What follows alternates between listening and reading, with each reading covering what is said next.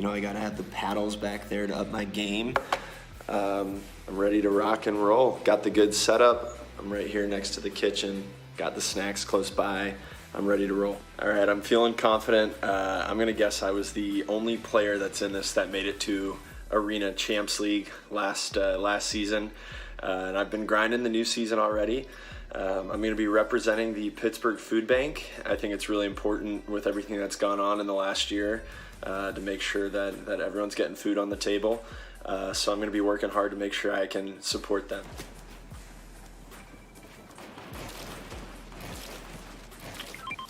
Where are they shooting from? I'm up here fighting this kid. Coming right behind you.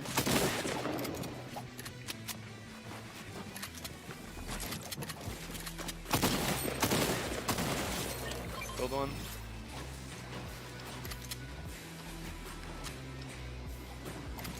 Agora sou eu.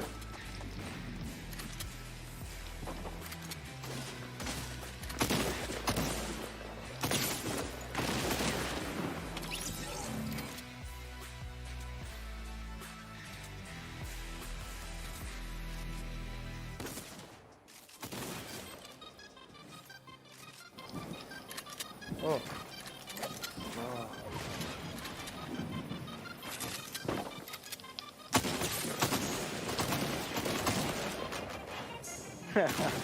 Wow.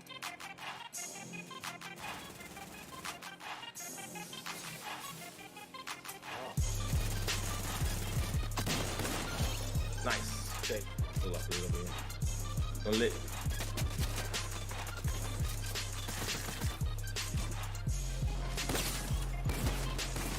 I got one. You fit.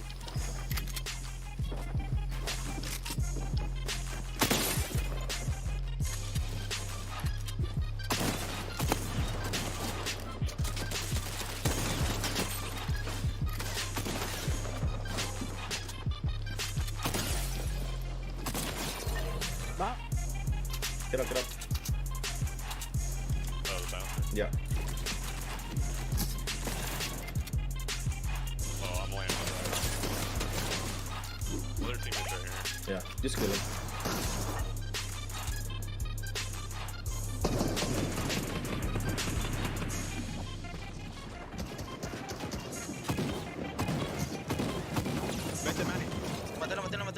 What's going on, guys? It's Lucas here, getting ready to compete in the MLB PA Fortnite Cup along with my teammate Danny.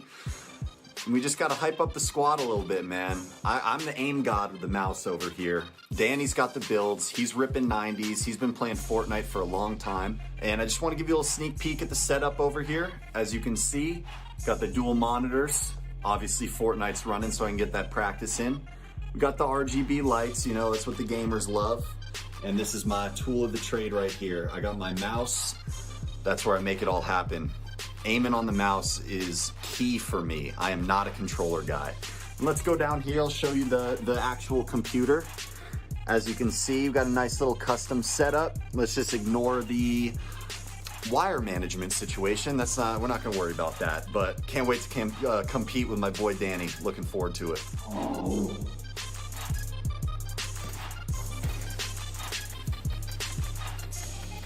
Tagged him a little bit. Knocked down there, right here. Danny Mendick here. What's going on, everyone? Can't wait to get this going. Excited to play in this Fortnite tournament. Me and my partner, Lucas Giolito. I don't know if you've ever heard of him. Just ask the Pittsburgh Pirates. We're ready to go. We're going to get these E-limbs. Come get us, boys. I got 19 AR bullets. Oh, I got you.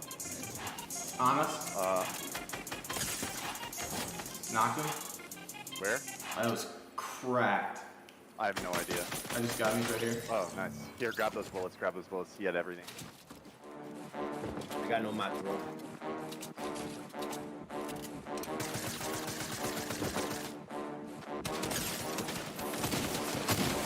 Knocked one. Wow, so you jump. I don't know how I hit him. I got it.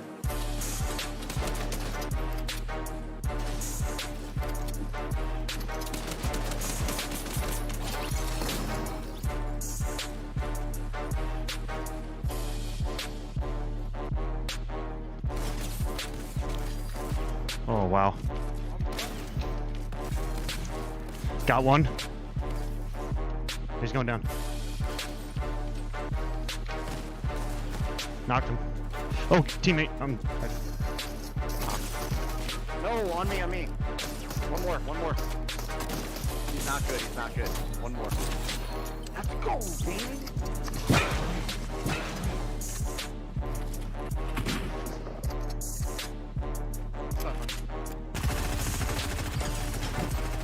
Muerto. Bravo, eh. This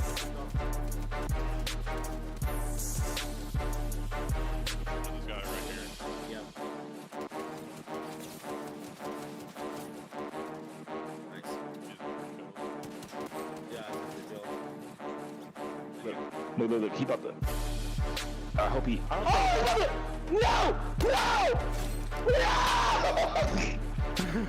Yeah, bro, but he could die. Yeah, he can die, but. Yeah, he can die, but pick him up. No! No! Die. Que alguien más no lo mata. Mátalo, Mario, mátalo. Muerto. Cracked him. I cracked him. Oh, God. Cracked him. Knocked. I gotta shield up, I got no health. I'm so low.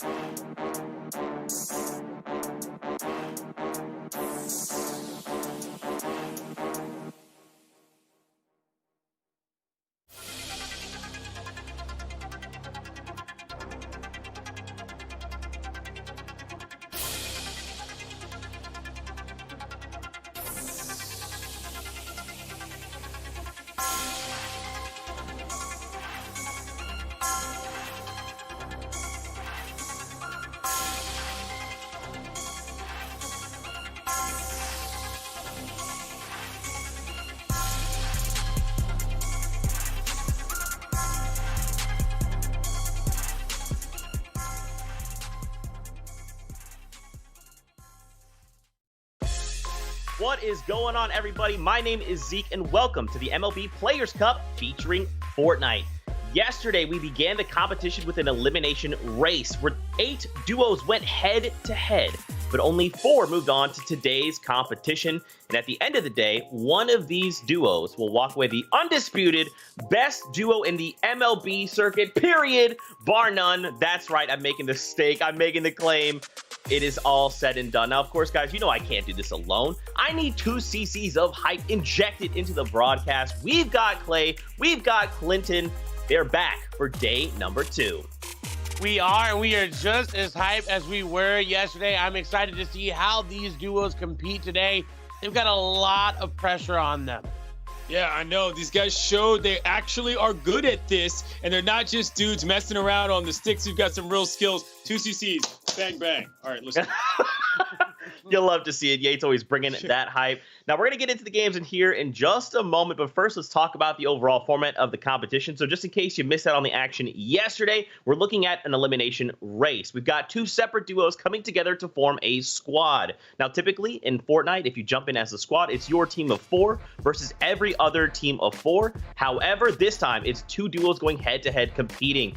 Here is a look at our overall bracket. These, and you can see teams 6, 5, 7, and 8 will be competing today. We've got Rivera, Santana versus Chassin and Tucker, Rodriguez and Gonzalez going head-to-head against Edwards Jr. and Evans.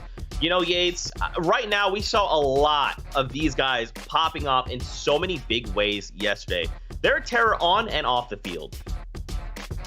Yeah, I mean, we had some serious matchups. Trey Turner and Brett Phillips was a major letdown, not even going to lie. Only 10 elims there. They got blown out of the water. Also, Gavin Lux and Jameson Tyon, that was quite the matchup as well. Jameson was the guy who we saw take this very seriously, but I'm very much looking forward to seeing what Chassin can bring to the table, because him and Tucker, obviously from the number of elims out there, you could add up half these squads on their own and they wouldn't make it to them. They are the favorites right now. I'm looking forward to seeing what they can do. That's right. And don't forget, of course, this is all for charity. You can take a look at the prize breakdown. So even if, a duo didn't win at all, Clay, and they kind of came in that last place, at least they're still walking with something, all for charity.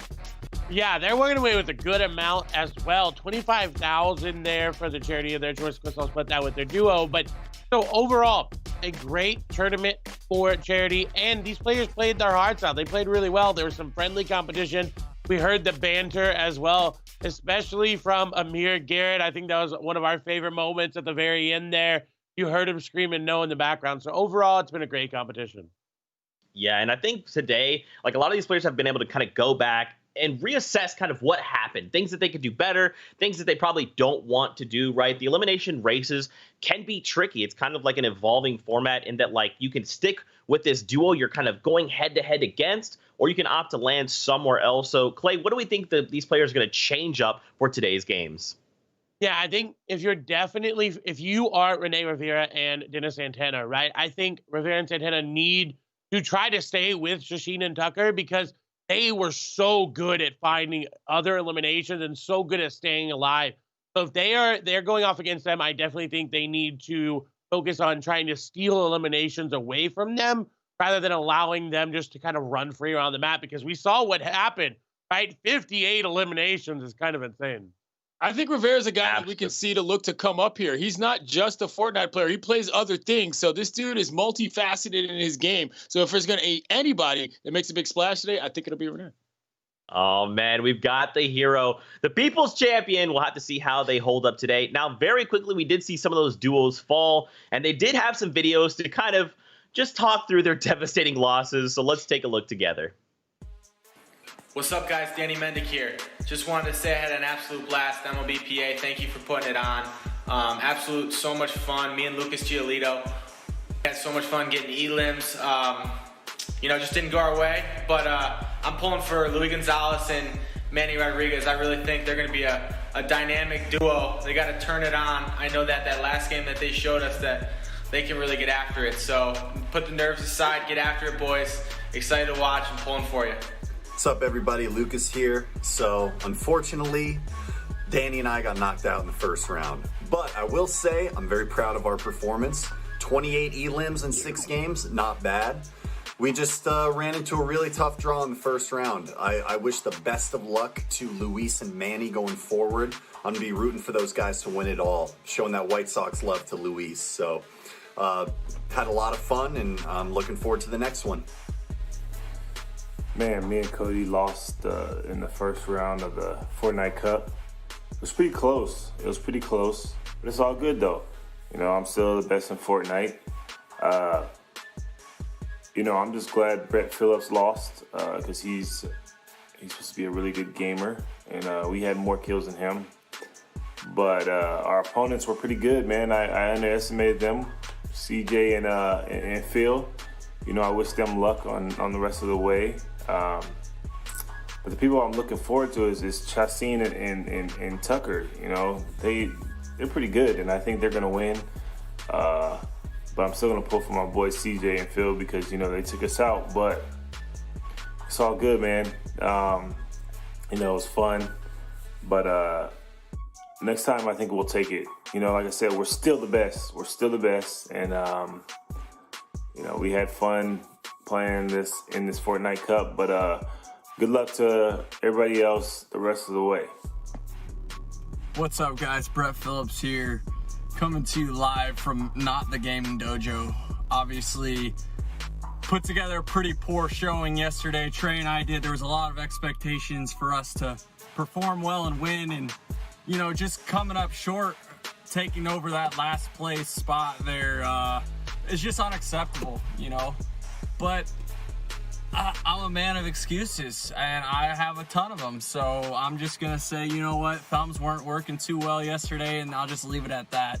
Anyways, to my fellow competitors today, good luck to y'all. Go out there, play hard, play your heart out, play for charity, do what you do, have fun. Most importantly, kick butt. Good luck, guys. So for Garrett and Cody, Garrett and Reed, this is particularly disappointing because they are actual teammates with the Reds. Oh. Never mind teammates on Fortnite. So that was a bummer. And Giolito, for those of you who don't know this, he plays on the south side of Chicago. His dad, actually a video game designer. So I'm sure if it were pre-Thanksgiving, he'd be hearing about that at the table. But alas, they got eliminated as well. But good to see that their energy is still up and they're willing to cheer everybody else on too. Man, I kind of made the statement that the number one team would be the undisputed duo, but apparently it's just Amir. Amir is that's it. They're just the best. There's nothing, everything I've said, it doesn't matter. I'm so sorry. I can't give away the title. It's Amir's. There's nothing I can do. Guys, we're going to get into games in just a little bit, but first let's take a look at the duo breakdown. Yates, talk us through some of these guys as we prepare for these next set of games. Remember, we only have 4 duos remaining. So Rene Rivera is a catcher for the Mets. You know, like I said, this guy plays a lot of video games. He's been around the league for a long time. Dennis Santana obviously throws in Los Angeles. Again, I still want to see more of this tattoo on his left arm. We discussed that a lot yesterday. Ulises Chacín, Venezuelan guy, obviously one of the best players here. And Kyle Tucker clearly knows what he's doing. Played for Houston for a while. His older brother's a professional baseball player as well. Manny Rodriguez is a guy who's been injured a lot this season in Chicago. He's played in the Mexican League, so be sure to check out a lot for him. He's a good pitcher. Luis Gonzalez, again, not that Luis Gonzalez who you might remember from the 2000s, but I like his game a lot. Okay, this dude talks a lot of trash. We saw a video of his yesterday where he did a little promo. That was excellent. Carl Edwards Jr., the string bean slinger, as he's known. We saw his son make an appearance on the broadcast yesterday. That was fantastic. And Phil Evans had the kill of the day yesterday. Sniper shot. If you don't know his work, check him out. He's going to be fun. There's so much talent here. And as you kind of like alluded to, yesterday's games were so close. They were so fire. And there was like, it literally came down to that final moment, those final interactions in a lobby. Like when you're finding yourself in this 1v4 situation, you're like, look, if I down one of these enemies, I'm literally going to be pushed through tomorrow. If not, I have to just hold the L. And I'm hoping, Clay, we see more of that action continue through today. I am as well. And if you're just joining us, that was the Phillips Evans snipe that we all saw. It was so crazy that he got a lucky player in his match that stood still trying to open the supply drop, and he was able to capitalize. But if anybody was able to learn from yesterday, rather, it would be really good because like they had a lot of time, right? They had so much time to hop into the game after the games ended. I think 6-7 hours they could have put in, and of course into today as well. So they had that free time. They were able to learn from their mistakes, even get a little VOD review going, which I'm sure they do in the league as well. Hey, you know, they definitely they're gonna perform very well. Hey, we'll have to see what they can do today. Now, we are going to step away, but when we return, we're jumping right into all the action. So stay tuned. You won't want to miss any of the competition.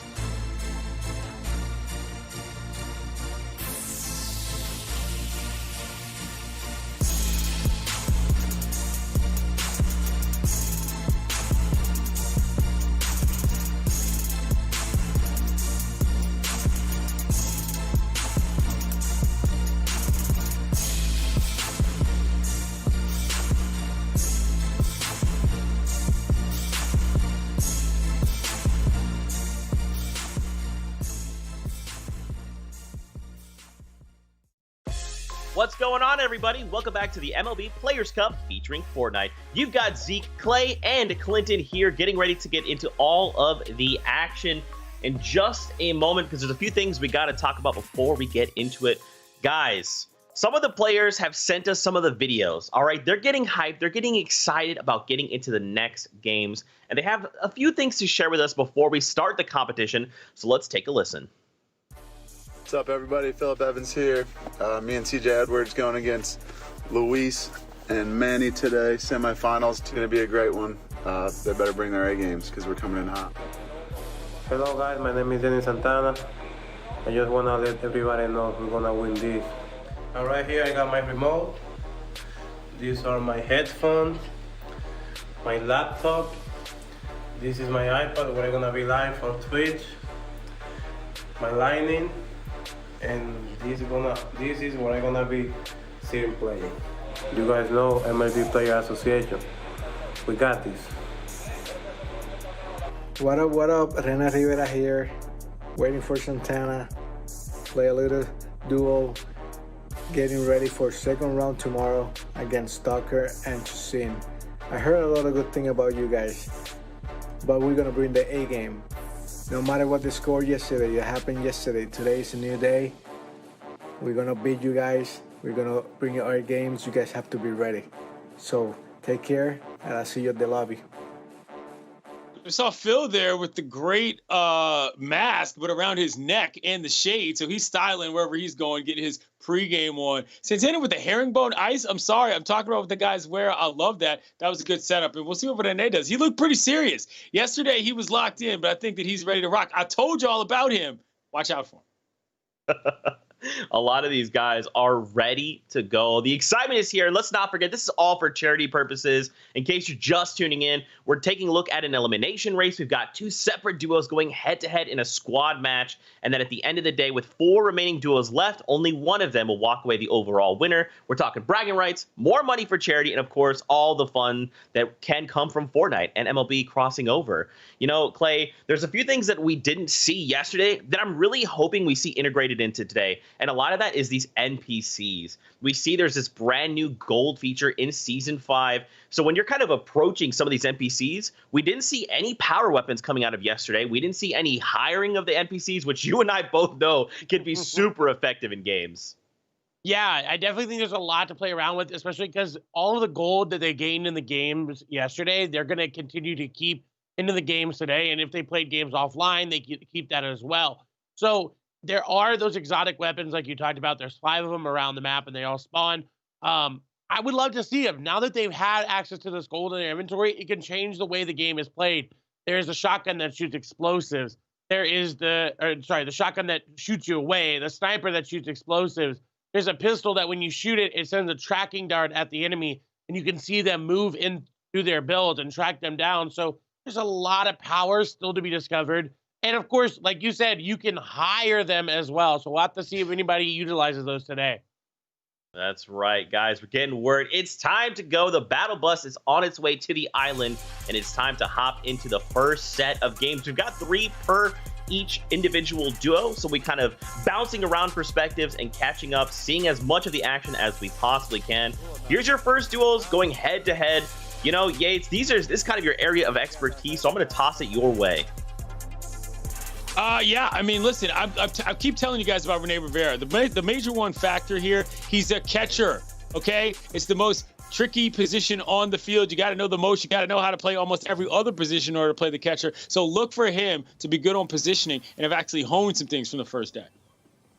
That's what we like to hear. And he said he's going to be bringing his A game, and they need to bring it up against Chacin and Tucker because they had a phenomenal day number 1. Landing a little bit split away from them, so not what I thought they would do. One of them's landing on the east side of the map, one of them's landing all the way on the west side of the map. So a lot of eliminations between the 2 of them can come through, but again, we saw Tucker and Chacin do so well day number 1 that I think splitting up may be a little bit too much show for come. Yeah, if they let them get away and get a handful of eliminations under their belt, that's going to probably spell disaster, right? Right now, we're kind of starting this leg of the race even, right? This is 100% a marathon. It is not a sprint. We're trying to get as many of these eliminations as we can. But at the same time, you know, if you just have to send it sometimes, right? I'm not talking like hit a hot drop and just hope for the best. But what you have to do is 100% keep an eye on what your enemy duo or these duo you're kind of competing against are doing. Like over here, we get to see Tucker's perspective. He's already got one knock, right? And he's looking to find another. That's a straight up elimination. He's got 4 eliminations already on the board. That is an entire squad he by himself has eliminated. So this means these guys are 4 eliminations ahead of this other duo. Yeah, and this is what you talked about. They start getting these eliminations under their belt. They're just going to start rolling. And they, I think, landed here yesterday, so they're familiar with the rotations out of the big POI here. Retail Row's been in the game for a while, so if they played for a while, it's pretty much the same, similar rotations. And seems like they actually may have found teams inside of Retail as well. So the ball is moving, and now it kind of puts their opponents on the back foot. They have to try to start catch up. And they've got to be careful about not going down because sometimes you play a little bit too aggressively and you start making mistakes. Yeah, and do keep in mind, this is only a single squad, right? So this is basically a single interaction. So this other duo can totally make it up. But the thing it's doing is applying this pressure, as Clay was talking about. When you're kind of looking at the scoreline, you're thinking, okay, they've already eliminated a whole squad. We have to do something if we want to match pace. Or we have to go more aggressive later on to try and beat them out. Then there's a lot of these back and forths that kind of come into play, especially as we're following through all the action. Now, don't forget, we do have 3 games per duo setup or per squad, if you will. So even if one game isn't the best performance, they could try to make that up in a later game. So there's nothing that's holding over from the first round in terms of elimination counts, are there? No. So this starts fresh from 0, so everybody is on that even playing field. Gotcha. And that's where you want to be, right? Because, like, yesterday, I mean, Shasin, just their combined elimination count was absolutely astronomical, right? So being able to just say, whatever happened yesterday, we're just going to reset for today. That's where you want to be. But unfortunately, Rodriguez is going to get cracked. He's going to drop, but look at this. He's got a dual partner. They're close by. They're going to get him up, and they're going to keep on rolling. So we saw a lot of this. We did talk through some of this yesterday. You know, being able to secure your duo mate, keep them up alive, and go for the revive is always what you want to try and aim for, right? Because the moment that your dual partner goes down, you're losing 50% of your power. As we see Gonzalez, unbelievable, 75 to the dome, but then this enemy just jumps around the corner. It is the Alexa skin. It is brand new to Season 5, and Lexa says, not today, friends, not today. Wow. Indeed, just taking him out. We saw some clutches there from Luis in that last game, but no clutches to be had as we're back over to Retail Row with Shasin and Tucker.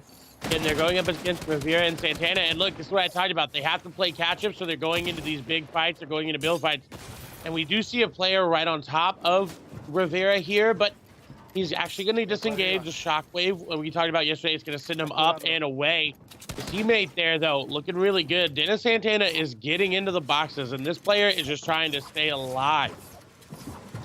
Yeah, it can absolutely be difficult, especially when you're trying to navigate away from enemies that are on top of you, especially in squads, right? Like in that situation, we see it's a single player. He's facing off against this duo, and they're both trying to push into the box. Unfortunately, one player does go down, though, and does Rivera. So unfortunately, this player had that high ground, right? It makes it easier for this enemy to kind of control the flow of the battle. These guys are trying to get up there.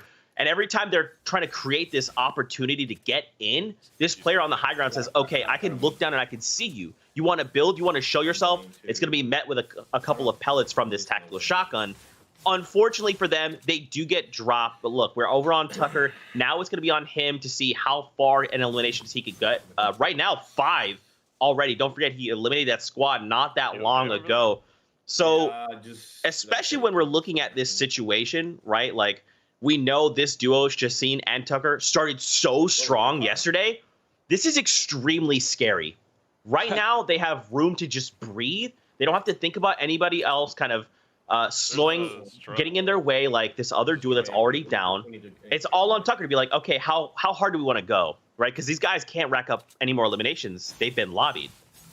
Yeah, and it comes down to whether they want to try to run the score up a lot or just play the game that they're comfortable with. If they try to go for that big run-up, they may fall early and maybe only get 5 as we see more eliminations in the other duo. So it is a risk versus reward. And if I'm them, I run it up, right? I mean, we saw they could do it yesterday. We saw their skill with Shaseen, especially in those build fights and the edits from him. So I say put that pedal to the metal as they're doing right now. Get those eliminations and try to get up as much as you can. And it's not like they were running it up out of luck. These two players are obviously tremendous. So there's not, I don't think they're moving that far outside of their skill sets to be able to do so with my meager analysis skills, having watched 2 days of this already. Well, look, you're already a pro, right? Look how much we're all learning together. You're teaching us about, baseball. We're teaching about Fortnite. Boom, we've all leveled up. That's what it's all about. And Cherry, of course. Got to remind everyone of that. Okay, hold on. We see a guy. It's an enemy. He's out in the open. Unfortunately, the sniper shot was missed. Now Shaseen is trying to close it. This enemy's trying to steal the vehicle. They came in. Look at Shaseen. Look at the smile. He's even thinking, like, what was this guy doing? I mean, sometimes you just got to try to get out, and I guess stealing the truck was the way, but Shaseen was not having it. He was vibing. You could tell the vibes there are high. It doesn't even seem like they took a break, right? It seems like we're just hopped in from them yesterday, and they're already looking to get as many eliminations. Kyle Tucker is just going all the way in, doesn't even care. The player could get some shots on him, and just look at that, melted by Shaseen.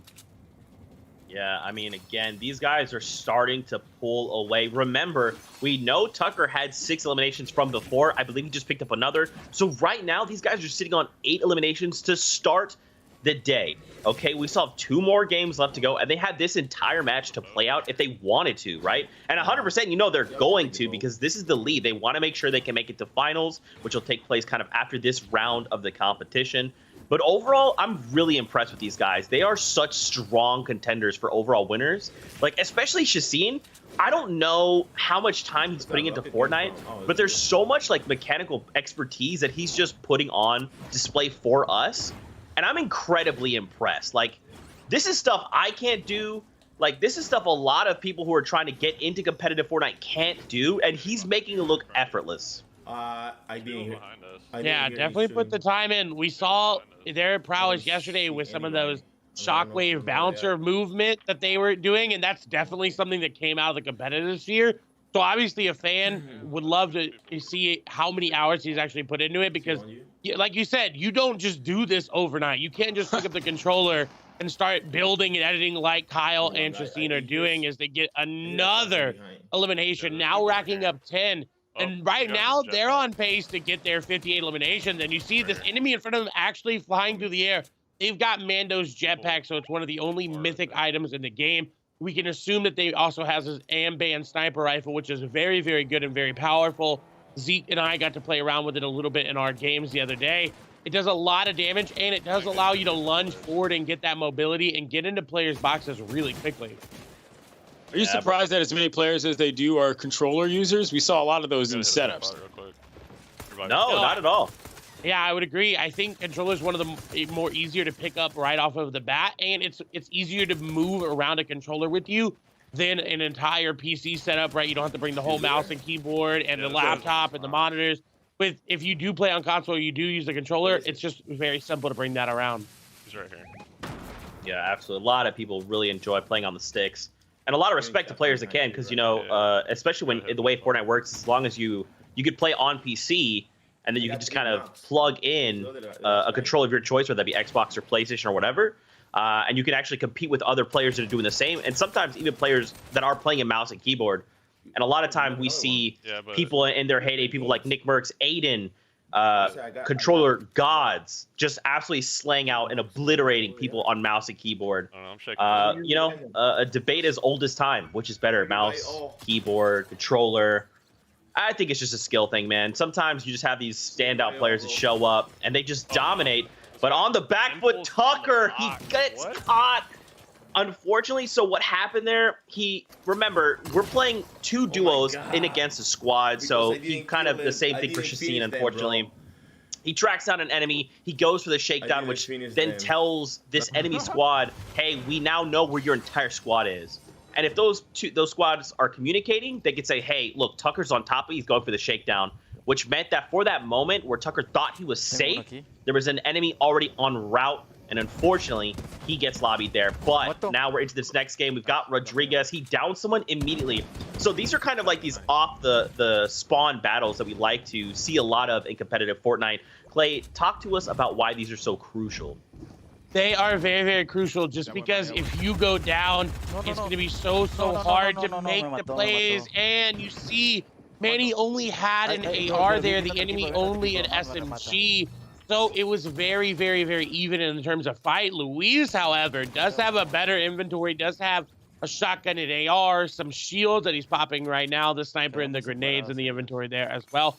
But you also don't have a lot of material. So the builds you have get to place with intention and careful thought. You can't just go spamming builds left and right. Now, however, we did have a little bit of an issue. It is all good. Everybody got it sorted out.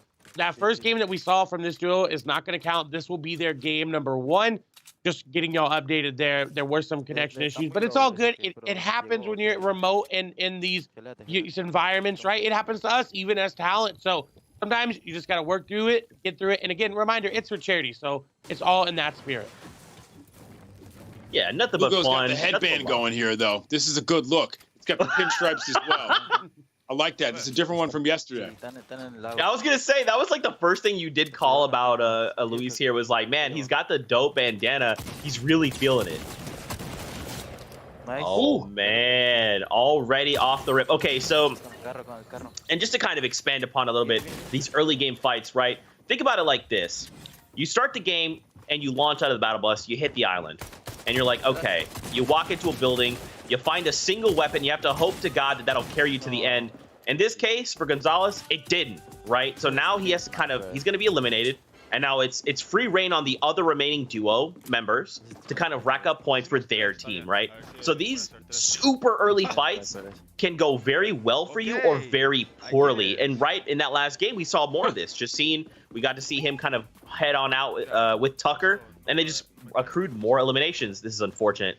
For Gonzalez, look he's smiling though. He's like, all right, okay, all right. Yeah, I get it.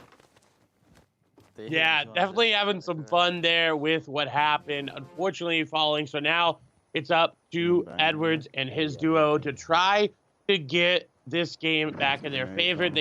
Luis did get some eliminations there inside of Lazy Lake. Now over here to Evans and Edwards.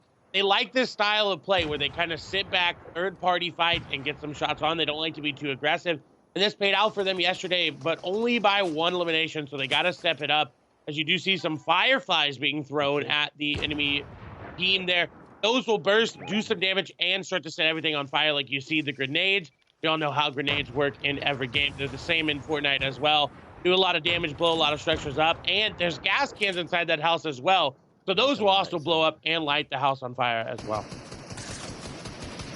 Yeah, I mean, there's a lot of little nuanced things to Fortnite. A lot of skill expressions we kind of talked about yesterday. You can see, look, so that wall there made of wood is actually on fire. And as you saw, there was like these little 10 numbers that were kind of popping up. And that's because an enemy was sitting in that fire taking damage. Not only is that good for you because you're getting free damage on that enemy, but now you got to see exactly where that enemy was, right? These damage numbers are very important to kind of allow you to say like, okay, if something's taking damage over there, I know that's an enemy player. And sometimes there's the occasional like shark that kind of runs out. Unfortunately, Edwards does get picked off here. He was kind of out in the open, no bills, and he did have a handful, so kind of taking that sneaky approach, that natural cover.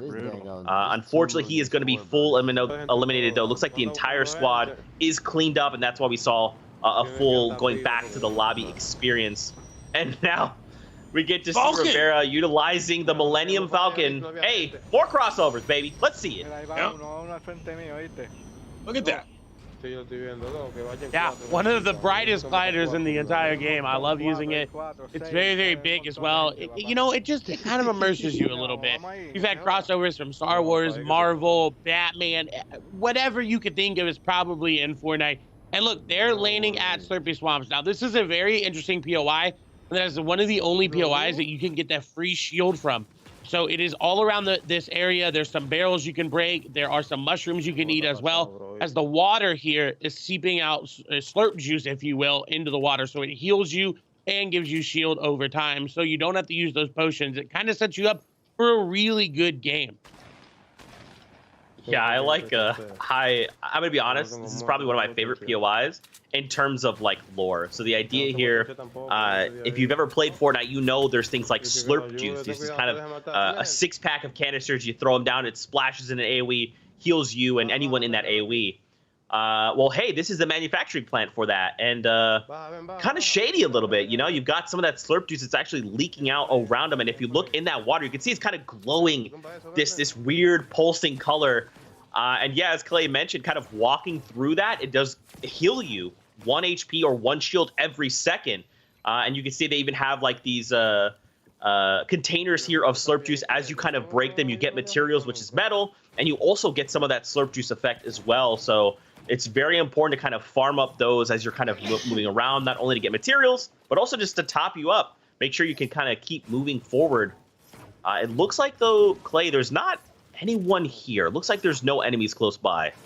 Yeah, as you see, already 2 elims, though, there on Santana, so they may be able to clean them up really quickly. That's good because, reminder, coming into this game, they were down 12, 13 eliminations, but now over to Shashin, he's got players above him. He's got to be careful. He does have shield, a good effective HP, but there's a window there. They could get shots onto him, and they are being chased. He's using that right-handed peek to his advantage and gets the elimination. He owned that enemy. And if you don't know what a right-handed peek is, because the camera in Fortnite is situated over the right shoulder, if you look at an angle, like he's doing now, so if he was looking to the left, you wouldn't be able to see that enemy coming through, but he went to the left of the door, looked to the right, and had a beautiful view picture view, and was able just to eliminate him perfectly. That's smart. Yeah, man, that's like that. There's small little things we're talking about, those little advantages that really just help propel yourself forward in Fortnite. And so now they're going to have a small moment of respite. Look, we got 1 elim over on Shashin. I'd be curious to know how many we've got over on Tucker as well. Because remember, they had about 8 or 9, excuse me, coming out of that last game, game number 1. So we'll have to kind of see how things are shaping up. Looks like Tucker's got 2 already, so 3. Very strong start. They have looked to have claimed retail. I don't know if you saw, Clay, earlier, Shashin only has 8 gold bars. So he's definitely been playing some amount of Fortnite because he definitely had way more yesterday. Whereas over on Tucker, you can see there's these gold bars next to those materials. Looks like Tucker here is 1,843. So this is kind of what I was talking about at the beginning of the show, utilizing the NPCs to upgrade weapons, hire them so they're actual like NPCs that are falling around taking shots at enemies, or even purchasing very powerful weapons from them. That's what I'm hoping to see more of right now. Me as well. No, go ahead. I was gonna say me as well. And if you look at Manny's inventory as well, he's got 5,000 gold. He's not utilizing it as much as we'd like to see. So we'll have to keep our eyes on that. I was just going to say that thing you mentioned about the right-hand camera is an interesting thing to note in terms of tendencies. Hold up. Nice.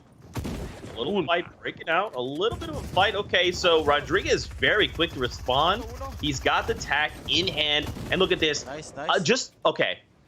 Think back to what we just witnessed, right? We see Rodriguez, he goes in. He's got his dual partner, Gonzalez. And when we just saw that fight unfold, Gonzalez was on the opposite side of the enemy, so this enemy had his back to Rodriguez. That is excellent control of enemies, especially in any video game ever. If you can split the attention of your target, it's going to make it harder for them to come out on top, and that's what we saw. They split the attention, they make him look another way, and Rodriguez is able to just come from behind, take a couple shots with attack, and secure that elimination. I feel like these guys should get extra points for using baseball bats to eliminate people. You know, there is, kind of going back to the NPCs, there are, like, bounties you can kind of take out, where there are, like, pickaxe eliminations, and they're very hard to do. It's 20 damage per swing, and a lot of times when you do it, we see typically it happens if, like, you're sure whatever this target you're tracking down has nothing, they've got no builds, they've got no ammo, maybe it's like a Victory Royale. You're looking to kind of close it out in style. You'll go for the pickaxes elimination. See it sometimes. Clay, though. Right. What's that out there in front of us? They've already pinged it. I see it. There's a nice, beautiful harpoon in the inventory. Hey, I love it. I love seeing. If you had 30 minutes into the program before Clay's first harpoon reference, you win the prize. No, it was a loot llama. So they're really, really good. Again, they give you a lot of mats, they give you a lot of ammo, and they give you a lot of utility, like the shockwave and the chug splashes there. It really sets you up for a great game. You can use it to heal up. You can use it to move around the map. It overall is really good to find. And there are only 5 on the entire map. Yeah, and really quickly, Yates, you know what's funny? So the reason Clay loves the harpoon gun, a couple key features about it. Obviously, it's a harpoon gun, got 10 shots. Crosshair is a single, like, basically plus sign. It never gets bigger, never gets smaller. Clay has actually pioneered the Clay Classic, and that is where you run around with a harpoon gun and you use that to eliminate enemy players. It does 75 damage wherever you hit them and then pulls them toward you. So it's extremely effective if you can hit those super precise shots, and Clay is that guy. He's the guy. If you follow him on Twitter, you'll watch any of his clips. There's so many of them where he's just running around with a harpoon. You posted one like 3 days ago, by the way. It's like something you're like, man, the gameplay tonight was super smooth. Where you're just running around and you're harpooning people. And on the receiving end, like suddenly you're in a space and you've got your eye set on something. And then suddenly you're being yanked across the screen. And you're like, what just happened? I've taken 75 damage. And typically, if you're good like Clay, you can just shoot again, and typically that's enough to down the enemy player. So I don't know if we'll see that, but I hope we do. We're going to see more action from Kyle Tucker here. A 76 to the dome. There you go. And take a look. That was actually a bounty, so he will collect some of the gold for eliminating that player. So what you're telling me is Clay likes playing with his food on some level. Oh, 100%. 100%. I like to meme around in Fortnite because if you're not memeing, you're not having fun. We've seen Kyle Tucker and Ulysses Machine here get some nice memes. They've got some great eliminations, though.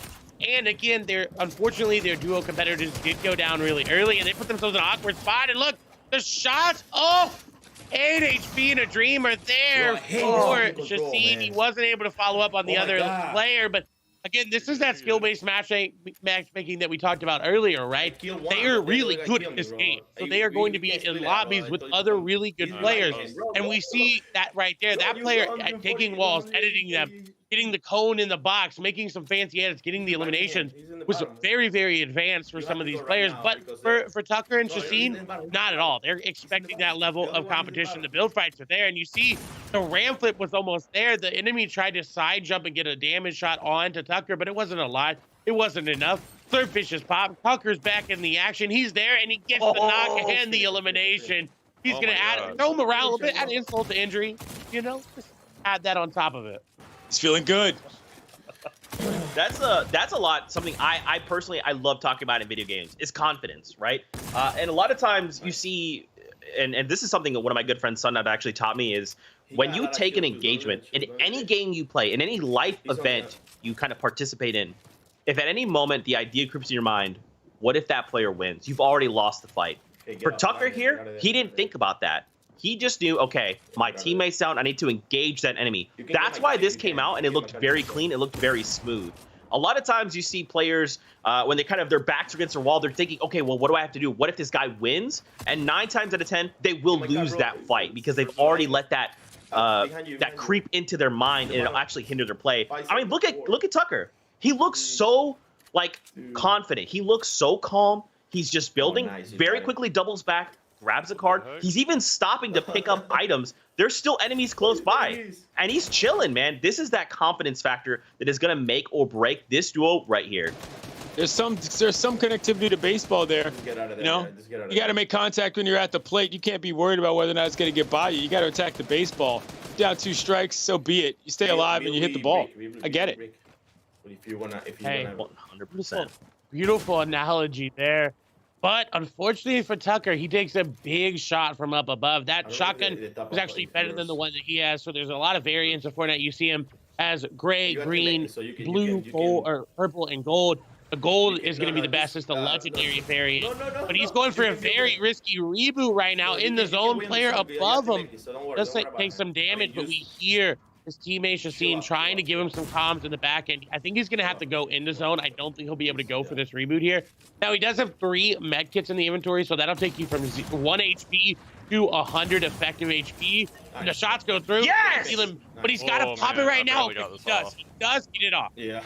That is the confidence. That's what I'm talking about. Literally, think back to what we saw. Tucker, he tries to go for the very sneaky revive, and he gets shot from above. Immediately, if that's me, I'm freaking out. I'm thinking, okay, this guy knows where I am. I've got to get out of here. I got to get out of Storm. Nope. Tucker says, all right, I have one moment, one shot. As long as I can body this other enemy, I can get the revive. And as Clay called out, it was literally perfect. The moment the guy gets eliminated, he walks away with just enough HP to start the med kit. And that is enough to keep him in game. Now, this is it. He gets Justine back in the game. And now they just have to book it. They're going to be okay. They've got the med kits to make the ball, to keep the ball rolling. But so well played from this duo, guys. These guys are my favorites. I mean, I think they're all of our favorites, right? I mean, but although got to give Luis Gonzalez his credit, he is a showman. He's putting on the show for us in those videos. He's bringing the hype, bringing a little trash talk, bringing his A game. I'm interested to see if Tucker's gonna get out. It is only a 1 tick. No, I think it may have been a 2 tick there, but he got out with 3 HP, and now he has to pop that med kit with the pressure is on him. Those enemies are gonna break that wall, but do they have an angle? They do. He's got to stop. He's got to just try to build and go for the minis. And no, not even going to be able to do so. He did get his teammate up, but Kyle Tucker is going to fall. So now it's on Justine's shoulders to really try to get as many eliminations as they can. Look, I respect it, all right? Sometimes you go this way. You get the dope play, you get the clip, and as you walk into Storm, you have these enemies doing what's called gatekeeping. They're sitting on the edge of the Storm. They're waiting, just watching. Sometimes there might be a few players that wad out in the Storm, and if they're trying to get in safely, hey, you could be there to kind of collect on that. And that is exactly what happened for them. So still a well-fought moment, an awesome clip, but their run there is cut short. I believe they have one more game, but now we flip on over. We got Rodriguez here. Remember, use that top right, that minimap to kind of orient yourself. They're inside of the zone, so they're safe. But right now, they're looking to go for some engagements. Oh, we see a 90 come out, but immediately gets dropped. So the enemy players, if you break builds, if there's nothing for a build to connect to, it'll basically fall apart. And so that's why we saw him kind of drop back down because the builds below were shattered. So right now, he's immediately got the B. He's got the enemy on the back foot. A great single edit there. Double edit, triple edit. Okay, and the pickaxe elimination. Rodriguez. Oh. Rodriguez, what is going on here? What is he? He is at the top of his game. He said he was going to bring his A game. He definitely got the practice in. 9 eliminations. He added a pickaxe one on there. Those are really hard to get. If you're able to do that, that's definitely a clip. You got to put it on the Twitter. You got to put it on the gram for sure. And even going aggressive with the bouncer, Rodriguez is going insane right now. This dude has definitely found his form. His trash talk yesterday was so basic. He just said, my name is Manuel Rodriguez. I'm going to win. That's all he said. It was great. Well, now we know why that was, right? Yeah. Because he can just back it up with all of this raw talent. I mean, this guy is insane. There's so much that just transpired. If you follow Fortnite, you already know. And you're already thinking, oh my God, Rodriguez is insane. But as kind of Clay mentioned, understanding, going for these edits, going for these quick peeks. So when you have like this wall in front of you, you can do what's called an edit.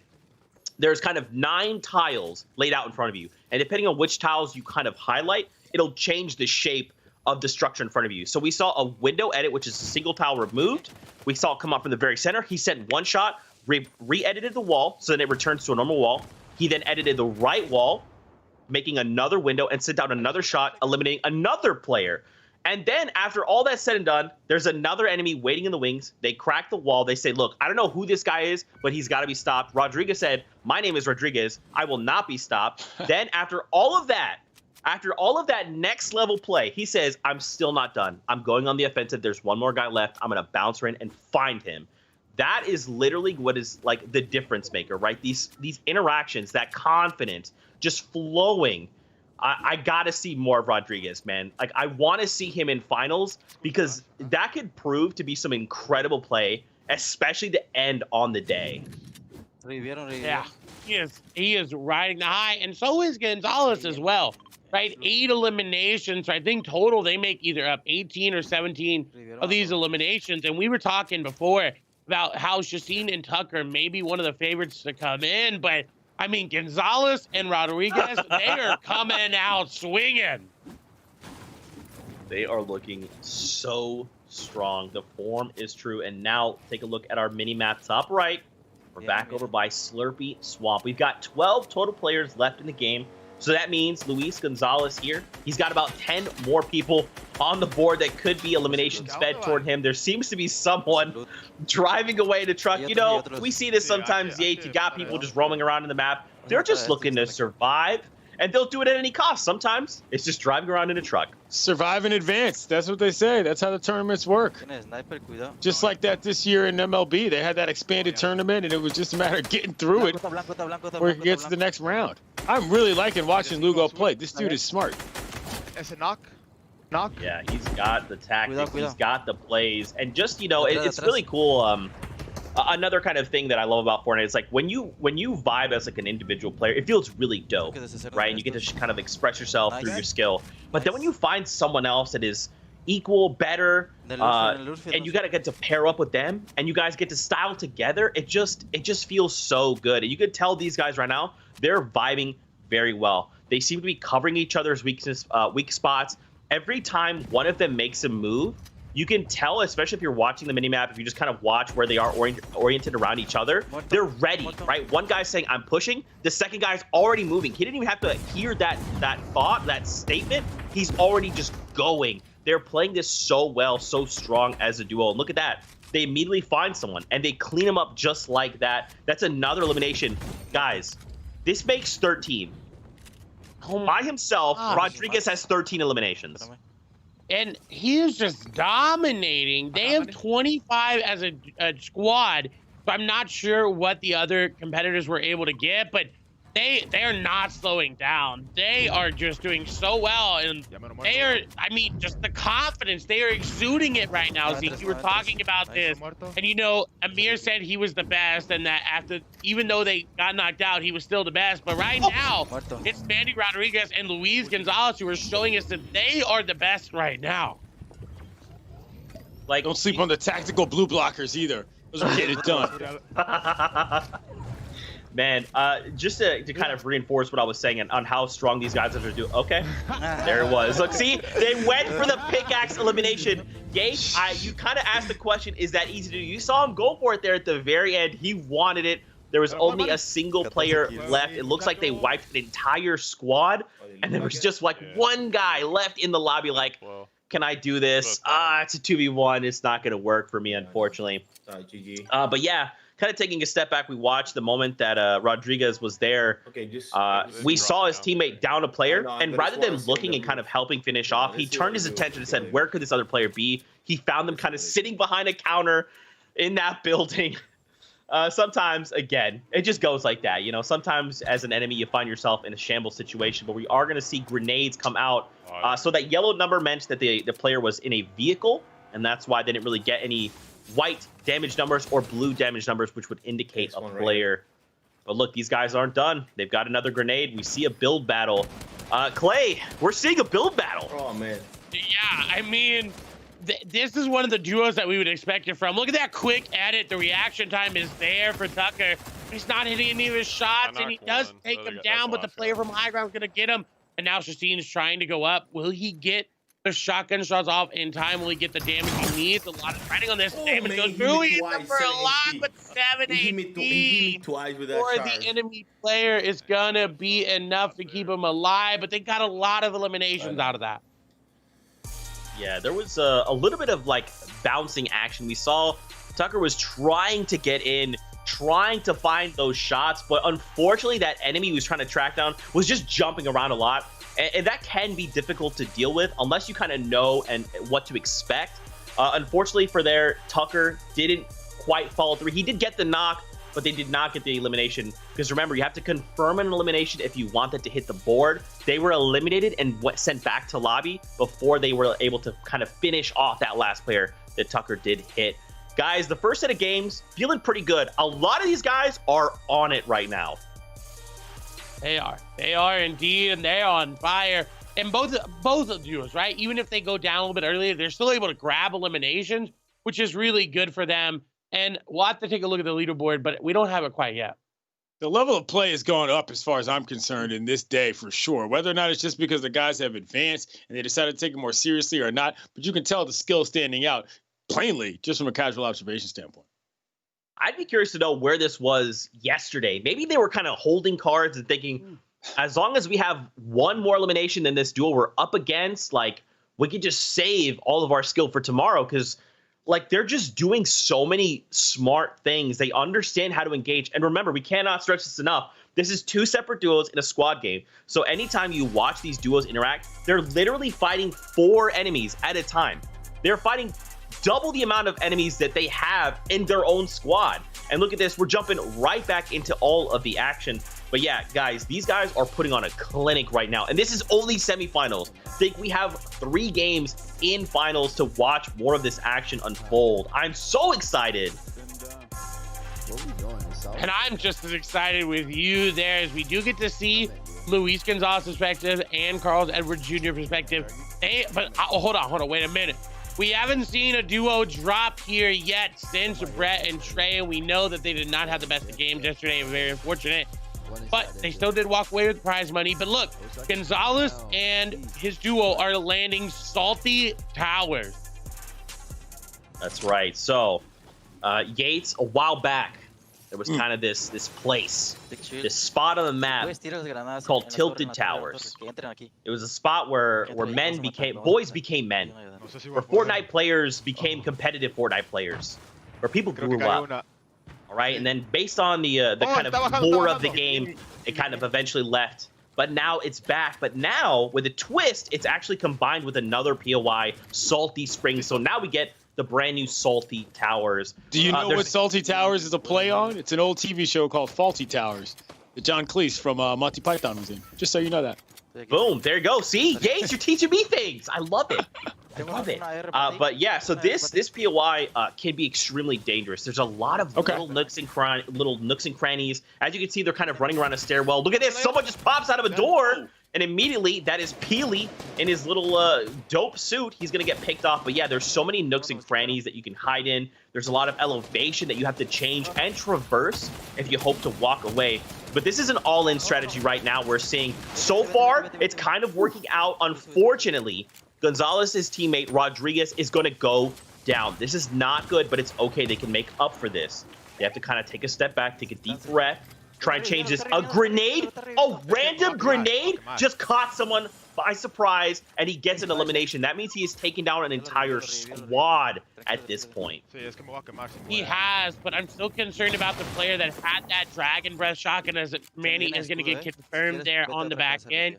That shotgun does do a lot of damage, and like you saw, it lit those builds on fire. So Gonzalez here is very, very concerned about this engaging and finding more health and finding more shield.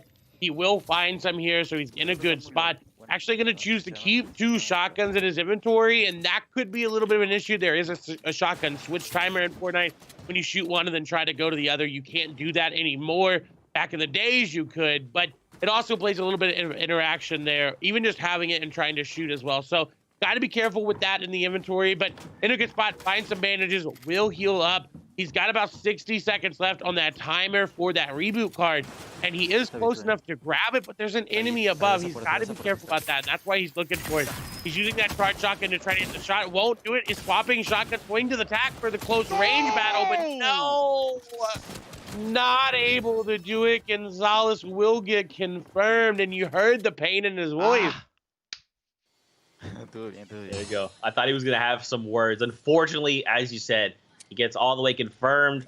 It was a very close fight, honestly. Like, there was a few shots there that connected, that did ring true, but unfortunately, he literally needed basically like a half a second. He was already pulling the trigger. That shot would have gone out, but unfortunately, this enemy gingerbread man says, "Merry Christmas, friend.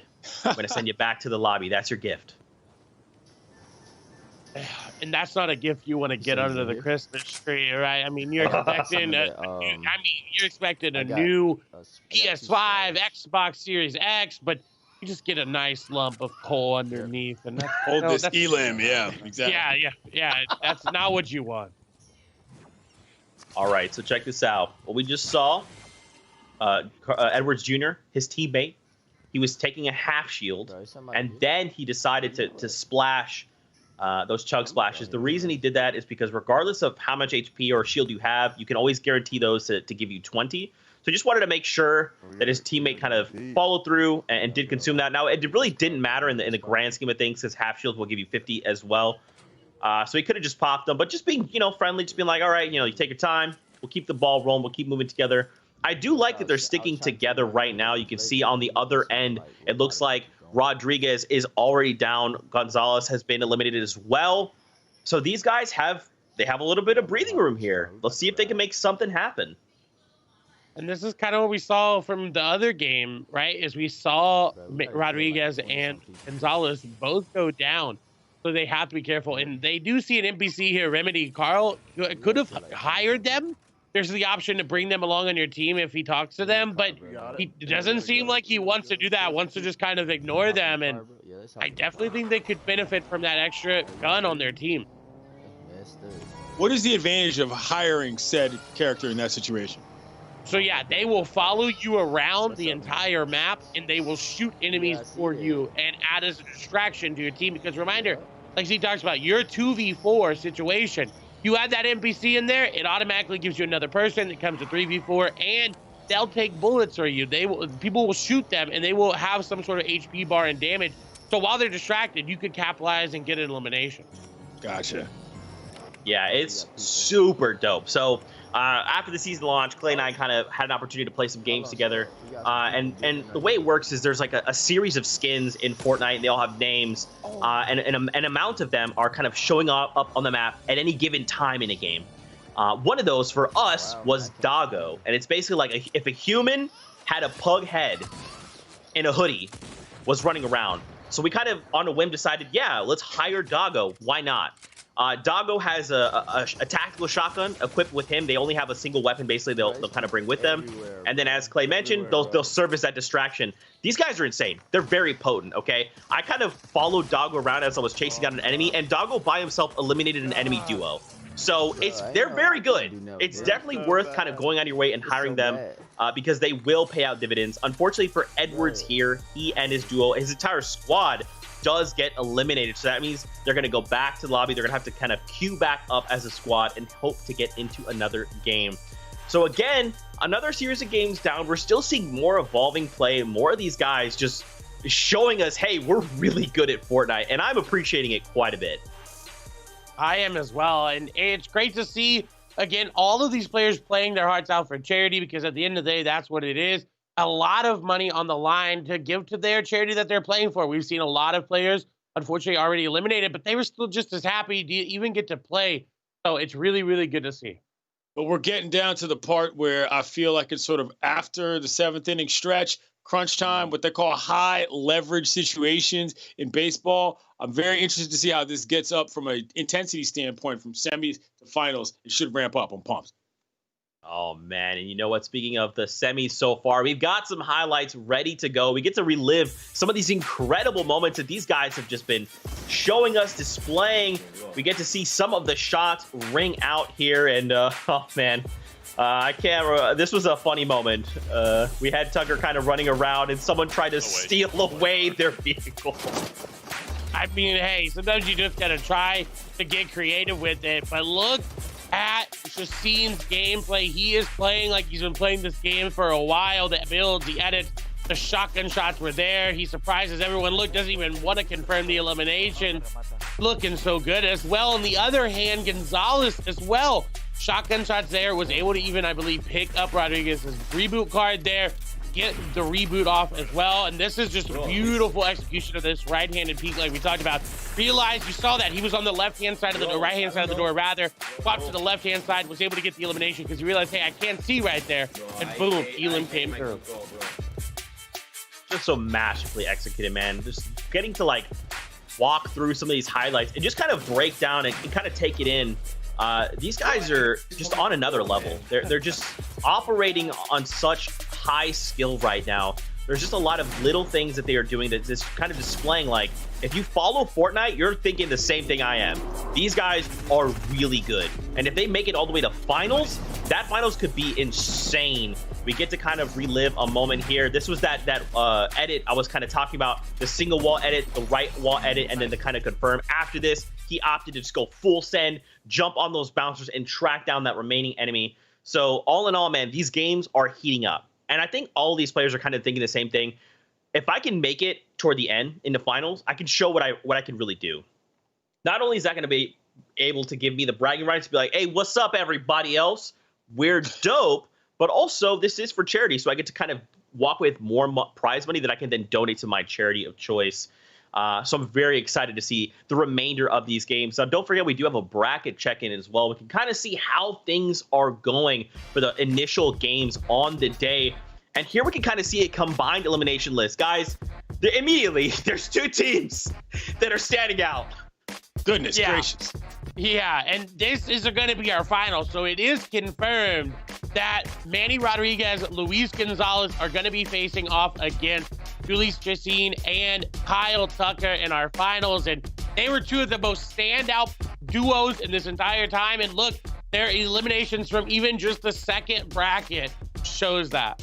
There's tournaments in the world where you play a third place game. I'm not sure this is one where we need to see that with these discrepancies in elims in the semis. And Rodriguez and Gonzalez are terrifying right now.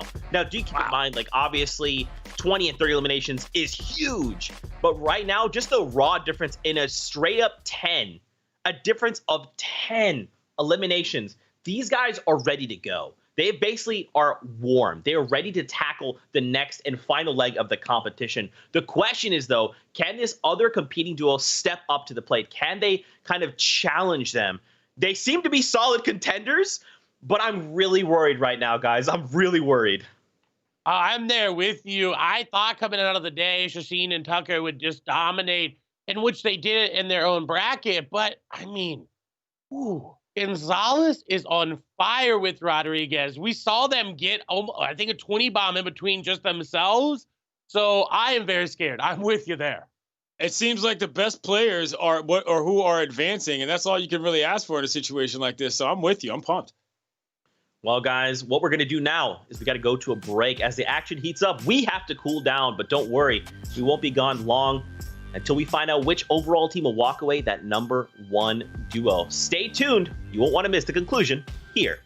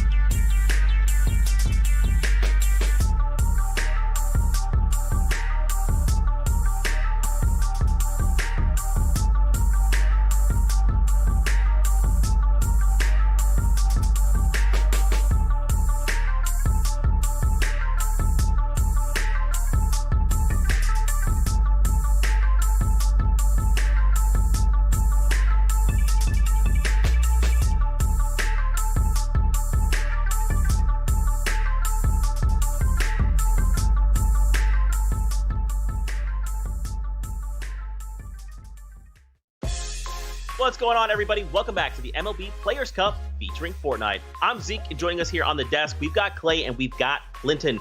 Gentlemen, we've just wrapped up the semi-finals, and we're getting ready to head into finals here from the competition, all for charity purposes. Of course, this is an elimination race, and if these last games have been an indication as to what we can expect, these next 3 games are going to prove to be some of the best Fortnite I think we've ever seen. I agree with you there. We've got our 2 top competitors who did very well on day number 1, but one of them seems to have overall improved, right? In day number 1, they played 6 games, and Luis Gonzalez and Manny Rodriguez had 34 eliminations. Today, they played 3 games, and they had 30 eliminations. So they have really improved. They've definitely stepped their game up, and I got to imagine that they're maybe not the favorites at this point, but they've got the higher level of confidence based on exactly that. They've jumped their game up, so it should be fun. I'd like to see this. You know, what's interesting as well is both of these duos had members that kind of put together some videos for us. So what we're going to do now is take a look at that, see how they kind of are getting ready for these finals. Let's take a look together. What's up, everyone? Kyle Tucker here, all set up for the MLB Players Fortnite charity tournament. It's my little setup I got going on, dual monitors, got the PC down here, a little message for Rivera and Santana or whoever else we come across in this MLB Players Fortnite charity tournament. Chastina and I dominated the first day. You know, we're looking to do that again and win this whole thing, so y'all better come with your A game and let's get to it. Oh, what's up, guys? You guys are back for some more, huh? I know what y'all thinking. Babe Ruth out here just calling my shots. I'm not gonna disagree with you. What do you know? What do you know? Down 7, backs up against the wall. Nothing to worry about, nothing to worry about. Me and Manny kept our composure, got the job done. Last game, domination. Dominated. Patron is here, baby. Phil Evans, Carl Edwards, 15 bodies last round? Come on now. Y'all better step it up. You're playing with the big boys here. We're trying to put on a show. You better get that nice, good night's sleep, because tomorrow's gonna be rough. Okay? I'm channeling my Ernie Banks tomorrow. I plan on playing too. That's about it. I'm here to raise money for charity and count some bodies. That's about it. You know the deal. Manny, let's get it, baby. Lugo going way back with the baseball references there. George Herman Ruth, also known as Babe to some of you all, and Ernie Banks, famed Cubs second baseman, for saying, let's play 2 in terms of a doubleheader. Did not know that Luis Gonzalez is that much of a baseball historian, so good work out of him. He looks ready to go. The trash talk, on point. Super on point. I'm a big fan of just memeing and just being an overall goofball, and I feel like Lugo's that guy. I wanted to hang out with Lugo. I actually want to hang out with him and Brett. You know, Brett Phillips. Like, I'd love to just have a chat with both of these guys because they seem absolutely hysterical. Guys, we're getting ready to jump in to the final set of games here from the MLB Players Cup featuring Fortnite. This is the finals. A lot is at stake here. A lot of prize money on the line, and once again, all for charity. A lot can happen, and what I'm hoping to see, now that we've got a ton of gold, we've got a ton of confidence built up, let's bring those 2 things together. Let's see how far we can push the very boundaries of Fortnite, because I'm scared, man. As I kind of mentioned before on break, you got these 2 Titans. They're about to go head-to-head, 20 eliminations and 30 eliminations respectively. These guys are ready. They're on, and we'll have to see how this all comes to a head. Yeah, and this may be why they decided to save their gold. Maybe they were like, once we get into finals, we're going to go all out. We're going to be landing here, getting upgrades, getting these awesome weapons, and just dominating. And both of the teams are very capable of doing it. We saw Tucker's trash talk video there that whoever we go up against, we're going to beat you. We're going to bring our A game. And, you know, I don't know. I mean, Luis Gonzalez and Manny Rodriguez are doing so well. It's gonna come down to the last little couple seconds of that last game. I'm actively rooting for Luis Gonzalez. As somebody who talks trash for a living, I'm sorry. Biased reporting, whatever you want to call it. This dude is the best show right now. I want to see him win. End of story. I'm pretty sure, didn't yesterday he threw like a bandana and then like a Santa hat? Yes, and then the glasses on top of his karate headband. It was a great look. It was a great setup too. So Lord knows what he's going to do if he wins this one. He's the guy I want to see. Hey, look, it could go either way, right? Both of these duos have shown so much prowess in Fortnite. I am so excited. The key thing we have to keep a track of, basically, as we're watching these games, is how they're going to look to operate. Are they going to try and stick together? Are they going to try and split that map? Because remember, once one of them goes down, even if it's a single member, then you're going to have to wait. If an entire duo gets eliminated and the other duo is allowed to operate, go find eliminations, even a victory royale, that could spell ultimate disaster for that duo that does fall. But guys, we're getting ready. It is time to get into this next game. The battle bus is en route, and we are getting into the finals action here, all for charity purposes. Let's do this. All right, okay. We see someone in the background there. We see the focus is coming out, and it looks like we're having a similar Slurpee landing here. Looks like that is the case. Okay. You want me for my slurp juice? Oh, great. I'm dead. There, but I'm very confused. They are not landing at Slurpee, so they may have saw something, maybe a concussion, but they're landing elsewhere. Maybe they didn't see anybody at Slurpee, so they wanted to land near enemies and try to get loot and quickly eliminate them. But that has so many risks. You could just get an AR like we've seen Manny get before, and now if he gets no shotgun, no close range weapon, he's at such a disadvantage. Yeah, this is not the way I'm assuming Rodriguez and Gonzalez kind of thought their start would go. As you kind of mentioned, Clay, there was, for some reason, they opted not to land at Slurpee. For some reason, they did not feel the confidence to head there. So now they have this shamble loot position that they're in. This kind of means that they don't have a ton to work with. They don't really have time to even stop and farm materials, because right now, if they engage anyone, it's going to not go in their way. I mean, look at the loadout. Only an AR, only a shotgun in the tactical form, and only a handful of rounds in general. So now these guys have to really pull something together if they hope to kind of gain that momentum that they desperately need. They're heading on over. You got the Durburger again, another POI that kind of is now 2 POIs in one. This is the old Durburger, very expensive hamburgers there if you'd like to purchase them. Quite tasty. I've had them before. This is like legitimate. We made a Durburger thing back at Fall Skirmish. There was like the actual Durburger food truck was there. They sold hamburgers. They were so good. I even had them as well. Back to the very first E3 Pro-Am. Oh, ooh. They were so delicious. Probably the best burgers I've ever had. I'm going to make that statement. But, whoa! Ooh, Kyle Tucker is going to find a player hiding in the bedroom. They tried to get the surprise elimination, but they were ready for him. And just look, right? This is the opposite of what we just saw on the other end, right? Rodriguez and Gonzalez, they have such a much tougher shamble situation. Over here, Tucker, Shaseen, these guys are slaying out. Look at the inventories. It's completely full. They've got these rarer items that you're looking for. Take a look at the HP as well, just about 150 effective.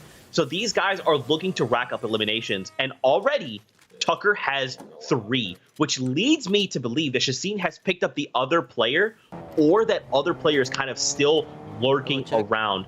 Now, on the other end, we do get to hop over to Rodriguez. Remember, him and Gonzalez are paired up. They have no eliminations over on Rodriguez. What we have to hope is that at least Gonzalez has a handful. Otherwise, they're going to start falling behind. Okay, and you see the shakedown actually came through, so they did knock someone. Elimination does come through, and they get that ping onto all of these players. They can get these knocks. There's one. They have 2 more there running away. Nice shots by Rodriguez. We'll continue to follow up with the pressure.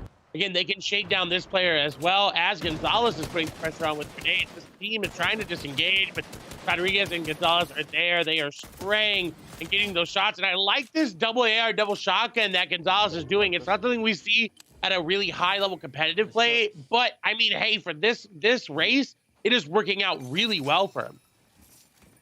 A lot of times, man, you just got to take what you have in your inventory, whatever that loot that you RNG into at the very beginning of the game, and just make it work for you. And right now, Lugo just did that, right? Together, these guys are doing so well. Remember, they are the ones that started in that shambles position. They had to kind of take their initial game plan and throw it out the window and just say, okay, well, now we're playing by the seat of our pants and hope that we can find something. All right, I like this. Baseball, they call that letting it come to you. For example, if a guy is throwing something that you're not necessarily seeing well off the hand, you don't go crazy and try to attack it. You let it get to the zone and you take it where it is. Ball comes outside, you flip it out to right field. You don't necessarily try to pull it to left. You get too over-aggressive. Similar mindsets. I love that. I absolutely love that because like they're taking the skills that they've had to refine over their craft, and they're literally pulling that into Fortnite, and they're showing us that, right? That's why these guys are here in finals. Like they literally have exactly. They've literally taken all the things they've learned and pulled it directly into Fortnite, and just elevating their play. That is 100% on display for us right now. Ooh, and a big, I would say even 200 IQ play here from Justine and Tucker. That player that he just actually eliminated was the player that was hiding in the bathroom, so they let them get the reboot off. Now, a lot of pressure was just put down on Justine. He is able to get out with that shockwave grenade. He saved it for a perfect time, got out of the engagement, and now being back over to Tucker, but there's a player in between. Shots connect, but only a 32 damage tag, so a lot of pressure now on Kyle Tucker to try to get these eliminations. And you hear it, hey, he's shaking me, he's gonna know where you are, because you can't hide when that happens. They'll run right to you and they'll eliminate you very quickly. Yeah, you have to find a moment of respite there. You have to either kind of hold up in a place like this, right? An area where you kind of have these players walking around. Tucker, he looked away for just a moment, a single moment, and that was the difference maker. He does have 4 eliminations, though. So now, look, as we kind of flip on over, we're back with Rodriguez and Gonzalez. These guys know that Tucker and Shasine are down. So now, once again, they have that moment of air. Okay, how do we attack this now? Do we just kind of send it? If we wait, we can make it to endgame and potentially find eliminations there. Their world is kind of being opened up now because they have so much more room to work with. But again, these are those kind of moment-to-moment interactions we love to kind of break down, especially kind of on the Fortnite competitive side. Is there's so much that you can kind of unpack from just even that single moment. You guys mentioned the nighttime element yesterday during day one, in the games. How do you think that affects things now? Hey, I think it definitely does, depending on where people are and what they're planning for their attack. You see a lot of these pub matches, a lot of people get creative with them, right? And they hide in these spots that are unconventional, and you can't see them because of the way the shadows are if you don't have some of those turned off, and you just hop into the game and play. So people can get creative with how they shoot you, how they hide around the map, and you got to be careful because of that. And you talk about different environments. Being in the zone is a different environment as well. You see how purple it is. It really skews what you're able to see outside of the zone and what you're able to see inside of you, on top of you, rather, because there are people that fight like the zone fight. We saw Tucker fight last round. We're in the zone, and it's very, very bright. It's very hard to see. And you get to see some of this as well, right? Like, think about it. At night, it's just in general harder to see, right? And Rodriguez has opted into a skin combination that basically blacks him out. And this makes it more difficult to be spotted at night, right? And you can see Lugo kind of similar situation. He does have the little hints of red, but even at range, you're not going to see that in the dead of night, right? Like, that's kind of these little these micro advantages you can try and take. Unfortunately, though, Rodriguez does get destroyed. It looks like there was 3 enemies ready to pounce. One is already trying to disengage, trying to track down wherever Tucker might be. And it looks like this is just not a great situation. So he has tools that he can kind of work with, but a lot of it is more HP based, right? We only have the AR, we only have the shotgun. If he had something like a shockwave grenade, he could try and disengage this fight. But right now, it's looking very grim for him. It is. He has to hit big shots, and I like that he's using these old builds to go through because he has the edit on them. What I am very concerned about, like you talked about, is the HP. He does have the shield, but he doesn't have the HP to make it happen. Will be taken down there, and Nogop's going to get it. And the question is, how many eliminations did either side get before they went down? Yeah, that is kind of going to be the story we're tracking, right? Lugo could not pull it out there at the very end. And, you know, again, it just kind of goes back to these micro interactions. Think about it, right? If they know they're behind, because when you're on a squad together, you know how many eliminations this other duo has. And that's always something going in the back of your mind. Okay, we know we're 1 behind. No, we're 2 behind. Now we're 4 behind, right? So that's why in that situation, you saw Lugo just try and confirm that. Because even if he had dropped that player and confirmed it, it's just trying to close that gap by just 1 more elimination. So we'll keep track of this as we're kind of flowing throughout the games. But how do you guys feel about that first game? If I'm being honest, Yates, it felt a little bit like there might be some first game jitters. Like maybe they're kind of yeah. I was gonna say some nerves. That was not as clean. That was not as that just wasn't as exciting, quite frankly, as the rest in terms of how they went about their plan of attack. It seems like they were a little jumpy in terms of what they wanted to do in the finals. We'll see if they can work out those nerves to continue this, because that was not the best we've seen from any of the players so far today. Yeah, especially when we just saw them drop 20 and 30 eliminations respectively, right, Clay? They're coming in, and I don't think it's necessarily, there is some nerves involved, but I think, Clay, these guys are just trying to feel each other out before they kind of bring that storm. Yeah, they are, and we get to take a look at the bracket to see exactly how many eliminations each of these duos did end up having. And oh, okay, so it's 1 elimination separates the 2 of them, and it is just as close as that match between Evans and Reed back yesterday, the very first one. But again, there's 2 more games to go. You talk about first game nerves. I think they are going to be able to shake it off, but if they're this close and then they shake off the nerves, I'm scared of what it's going to look like after game number 2. And just think about it, right? Think about, again, just helping you guys learn that micro interaction. If Lugo had literally picked off that one guy and confirmed it, we would be going into game 2 already on a tie. But now, the thing they have to take into this next game is we are now 1 elimination behind. This is going to be something that's going to start to permeate their play. Now, hopefully, they just let it wash over and they can just focus on playing the game the way they want to be playing it, which for both of these duos, like you kind of alluded to, Yates, these guys started so strong on the day, and now we've seen a lot of that pulled away. So I want to see them kind of lean back into that, just vibe, just feel it out. Don't think about eliminations. Just think about the way you're playing. Failure is a part of baseball. If there's any athletes that are, accustomed to having a reset after failing, baseball players are the one. This should be fine next game. We'll have to see, man. I sure hope so, because I want to see more of the action, and we are getting ready. It is time to head into the next game here. This is game number 2 for a total of 3. So we have to hope that this one they can really bring it in. And reminder, we're only 1 point different, all right? Rodriguez and Gonzalez, they're 1 point behind. Shaseen, Tucker, they are 1 elimination ahead. So we'll have to see how things start here in game number 2. Yeah, they're both going to where they're comfortable at. We see Rodriguez and Gonzalez going back to Lazy Lake. Of course, Shaseen and Tucker over here back in retail row. What is interesting for Tucker is that he actually got no test spawns in the house that he landed on. But now has to run away from where he was landing because there were enemies nearby and hope that he gets some loot. And you see on his indicator, they do find some. And okay, look, 1 elimination. It's evened up already. And will he get the other one? Yeah. There it is. 2 eliminations. Now Gonzalez and Rodriguez are up.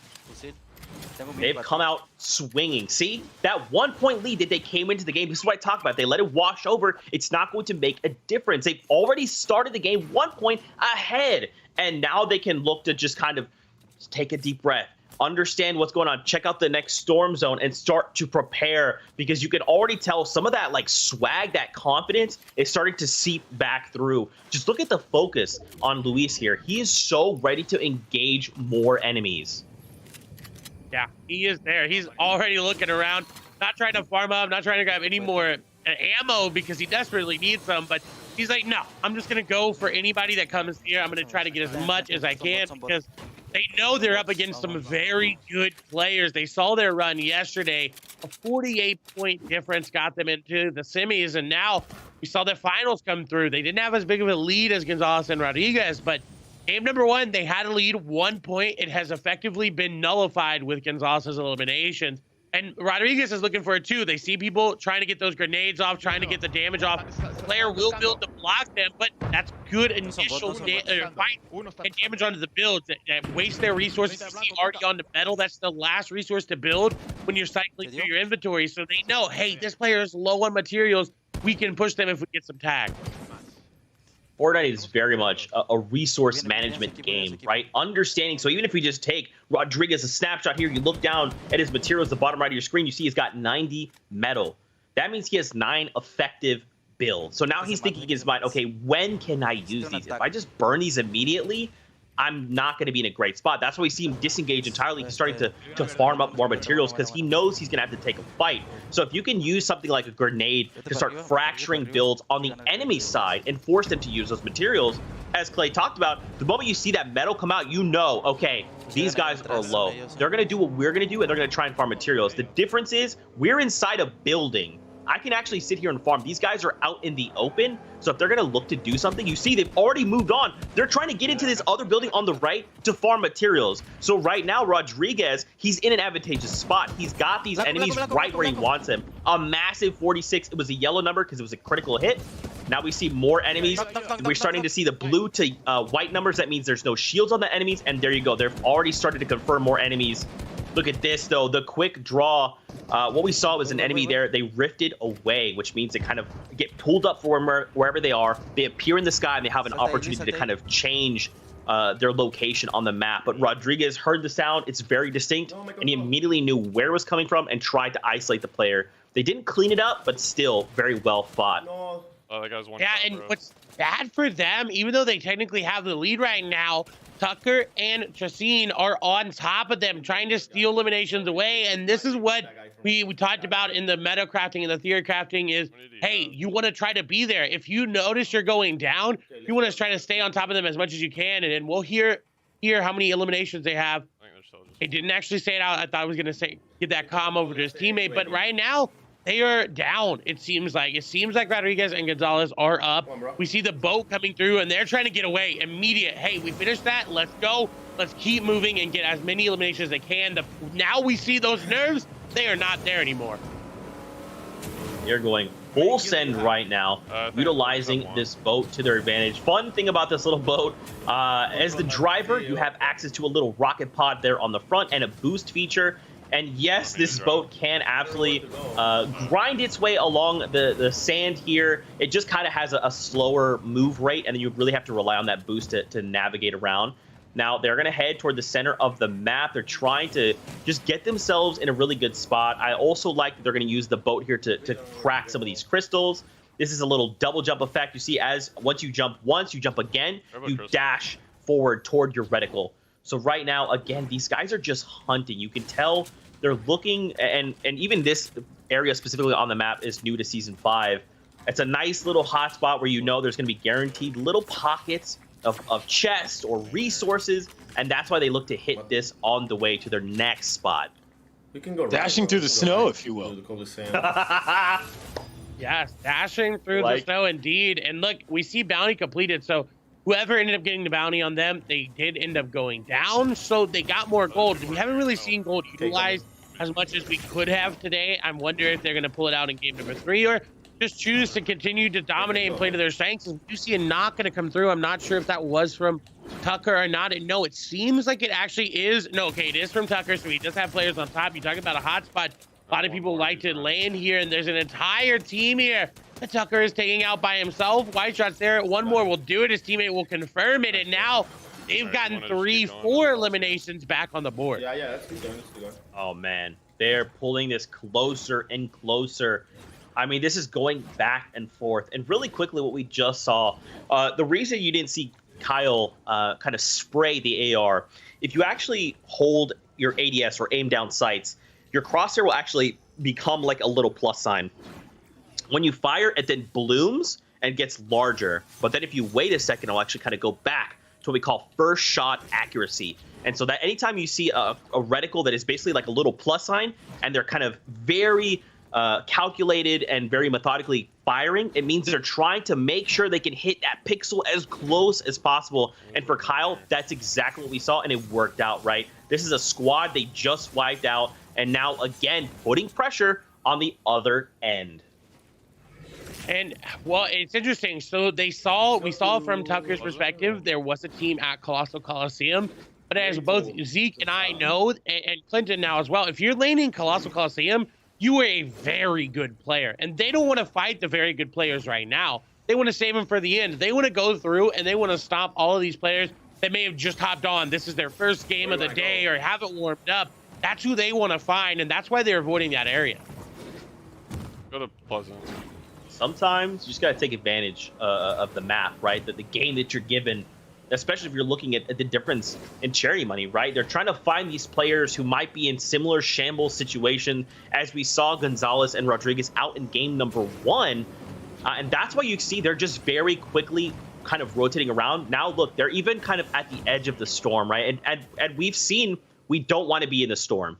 But what they're doing is they're looking for stragglers. They know there's going to be these enemies at the very edge of the storm. Same thing over here, actually. On the other end, you can see they are nowhere near that safe zone. But for Rodriguez, immediately he finds an enemy. So now we get the shakedown. We get the ping to see where all the other enemies of this enemy right here might be.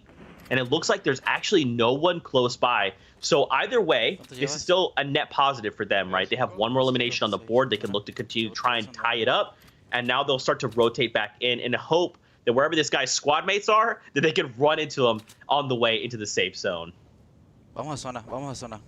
And what another strategy we may see come out here, we saw it a lot back in the early elimination race days, is if you get so far down, like it seems like Rodriguez and Gonzalez are, with how well Tucker and his duo are performing here to Justine, and they're doing so well, you may even as a duo have to drop in different parts of the map. Now that is probably one of the more risky and the most risky strat, because you don't have that duo to back you up and you have to solo squad it.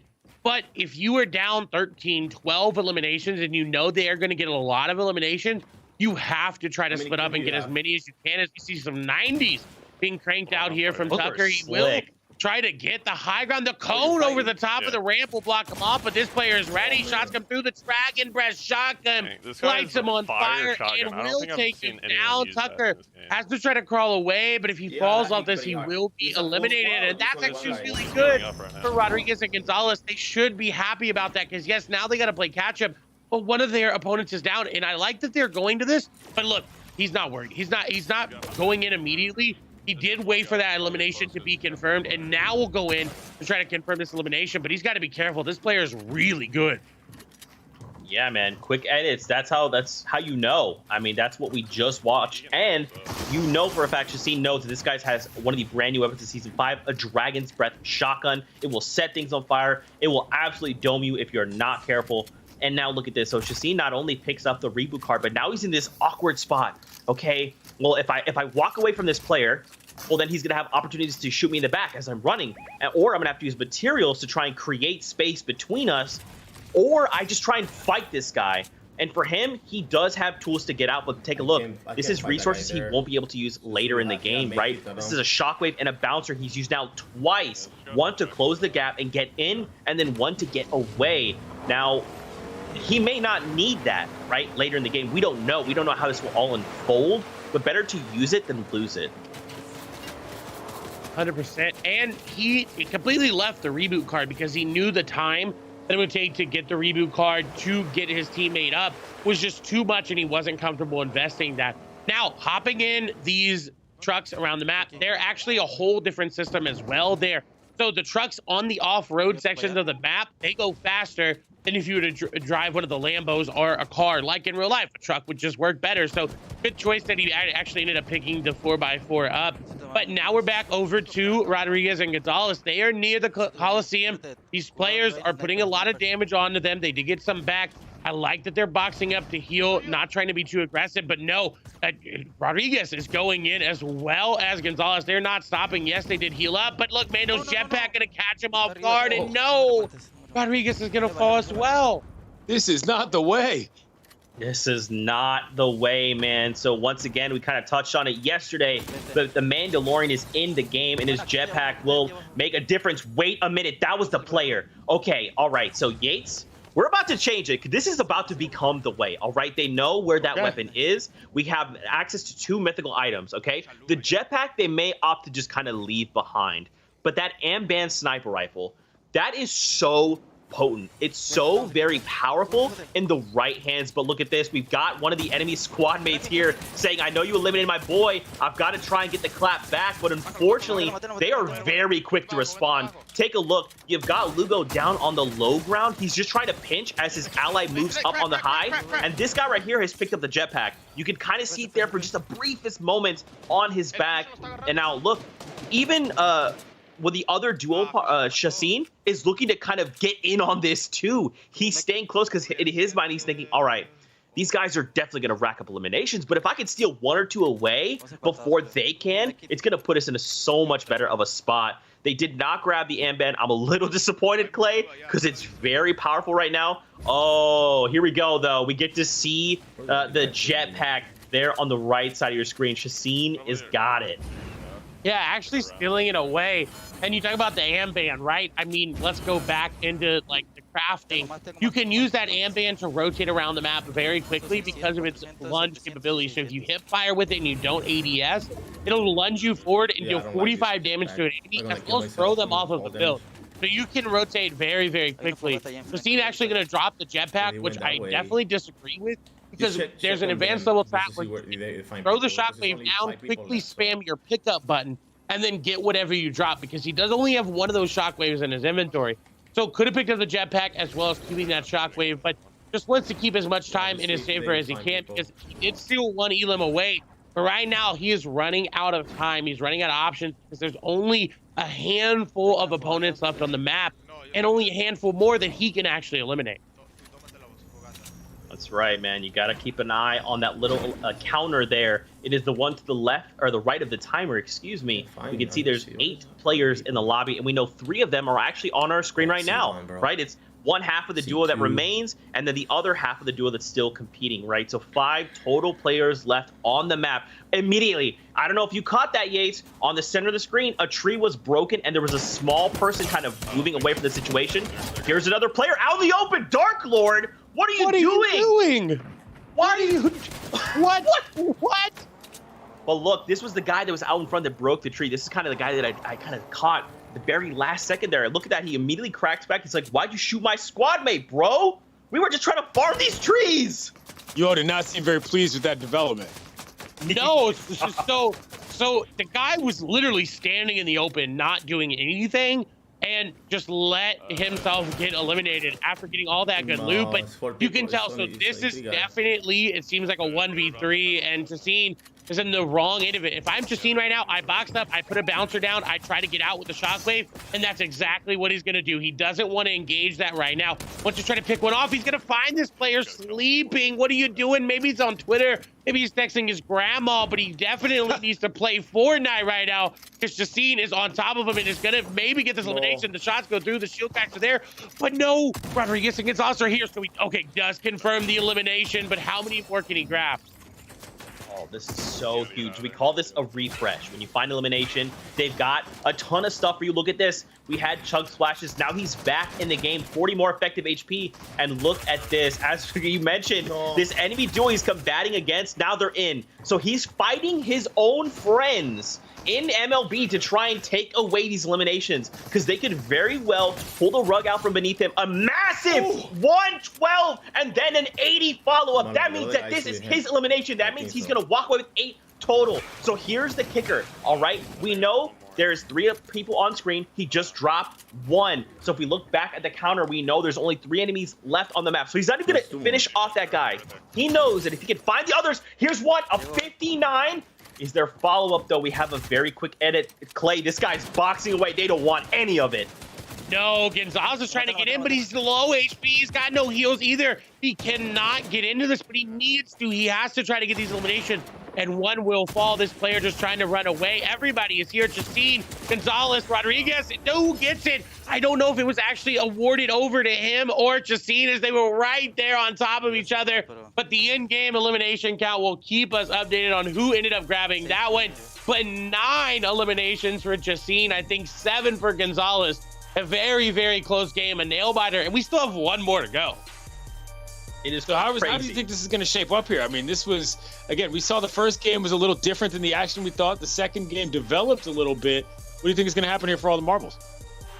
Man, I mean, this is it, right? They've got to full send it if they want to walk away with that larger prize money there for their charity of choice. And overall, we could take a look, right? Because remember, we're kind of keeping track of so many different elimination counters. We do have the bracket to kind of reinforce what we've been talking about and kind of show us how these teams are developing and how many total eliminations they have. Because remember, in game 1, we started only a single elimination difference. Now take a look, though. That elimination did go over to Shaseen there at the very end. They are 5 eliminations ahead right now, boys. So even though Tucker went down, Shaseen was able to carry the team and get more elims than Rodriguez and Gonzalez together. Yeah, this seems like it's going to be hard to overcome here, boys. My man Lugo is not. I don't know. We'll see. I'm still rooting for him. Hey, look. Fortnite is Fortnite, all right? Any day, you can make anything happen. Now, keep in mind, an entire squad is worth 4 points, right? So we very easily could see these guys. They could jump on in. They could just move right on and find just 2 squads, and they'd already be back in the action. These are some of the highlights from this last game. Lugo, once again, starting off that hot drop, that very beginning of the game, so strong. 2 quick eliminations, and that's what tied us up. But there, from that very moment, that is when Shaseen and Tucker, they decided this is our game. They very quickly pulled it all away. They did, and now going down 5 eliminations, we may see them land Salty Towers. And look at Shaseen, the double edits are there, looking like Symphony back in the day, just absolutely dominating the competition. But that is nothing short here for Rodriguez and Gonzalez. They were dominating as well, putting on a great show. But in the end, it really came down to Shaseen's actual movement over to them to try to steal these eliminations away. And right here, I think he got 3 eliminations from this entire squad, maybe even 4. So this squad eliminations that he got were so valuable in the overall standing. No, I got it, right, man. Again, it's like, you know, we kind of headed into these with these 2 dynamic duos coming head to head, but Shaseen is just making this all look so effortless. He is very strong by himself. And then if you put him together with Tucker, who he's already showed us today and yesterday that he can hang as well, this is going to be a very scary game. Right now, we're about to head into the final match here from the MLB Player Cup featuring Fortnite. Remember, Shaseen, Tucker, they are in the lead by 5 eliminations. So right now, pressure is on for Rodriguez and Gonzalez.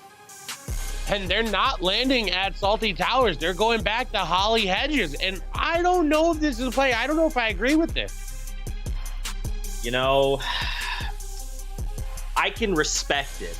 Okay, I kind of get a sense of what they're trying to accomplish right now. Right now, they're trying to kind of take a deep breath. They need this hard reset. I don't know if Holly Hedges is that location to do it from. There's much better locations across the map, especially when you're thinking about in the context of an elimination race. There's other places that they could have gone. Now, for whatever reason, they've chosen this. So right now, this is what we're in, and this is what we're going to get behind them on, because right now it could still go either way. It's just going to depend on what is laid out in front of them, right? What players they run into, what engagements they take. This could all flip on its head in the very next few moments of this final game. Yeah, it'll be interesting to see. There's a lot of pressure. A lot could go wrong. And there's also just a lot of pressure on Shaseen and Tucker, right? Yes, we're talking about Rodriguez and Gonzalez being down, but they have to stay up. They have to stay on top of their game, because if it goes down onto Shaseen's shoulder again, I don't know if he's going to be able to pull that same performance. You definitely don't want to get passed late like this. That is not the way you want it to happen. Yeah, definitely not. You know, Yates, I was about to ask you. So, like, now you get to kind of experience, like, what it feels like in these moments of Fortnite where things are so close, they're so tense. Is it similar, like, on the baseball side of things? Yeah, I mean, I was talking about high leverage at bats and high leverage situations in baseball. And the funny thing about it is that, you know, and a lot of times these days in the game, you have specialists for different things. So you guys are talking about hiring different people to help you with kills and so on and so forth. You can't do that in Fortnite. You got to do it all yourself. You know what I mean? You can't just sit back and watch and say, oh, I hope this guy strikes this guy out, or I hope this guy goes yard or another dude. You actually got to get in there and get it done yourself. So I'm interested to see how this translates to how their teamwork works out. Oh, yeah. There's some nice beams there on to Kaylee.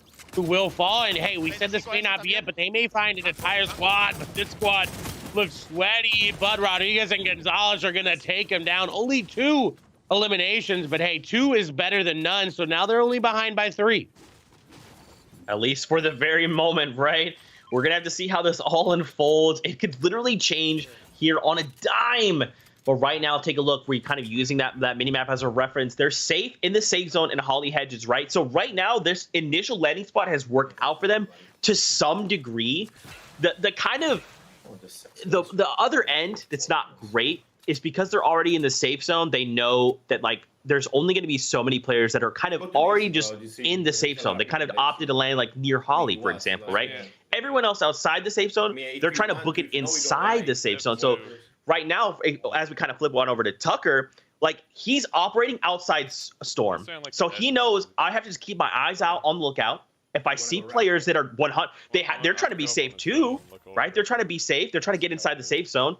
So this is where he can look to isolate enemies as they're trying to get in and be, you know, as optimal as possible. While on the other end, they're already safe. They're inside that storm zone, so they can't really operate as freely, right? They're just kind of in this waiting moment of, I just hope that someone has kind of decided to go to Holly. If they haven't, well, I'm just missing out on elimination potentials. Yeah, and the old season, there were some rifts outside of Holly that you could always count on to rotate through. But now, if you manage to find a rift fish somewhere around the lakes or in the ocean, yeah, you'll get it. But now the rotations out of Holly are not where you'd want them to be. Rotations out of Retail Row, however, you go into a major POI, you can get the boats like we saw before. There's usually a team here for them to get eliminations. There's not one right now, but overall, they have the better rotation. Oh, man. This is it. This is the call. I would play a game just racing these different vehicles in this world, just so you Oh, dude. And I'm sure someone's made it, right? Fortnite Creative is an amazing opportunity for people to make games like that.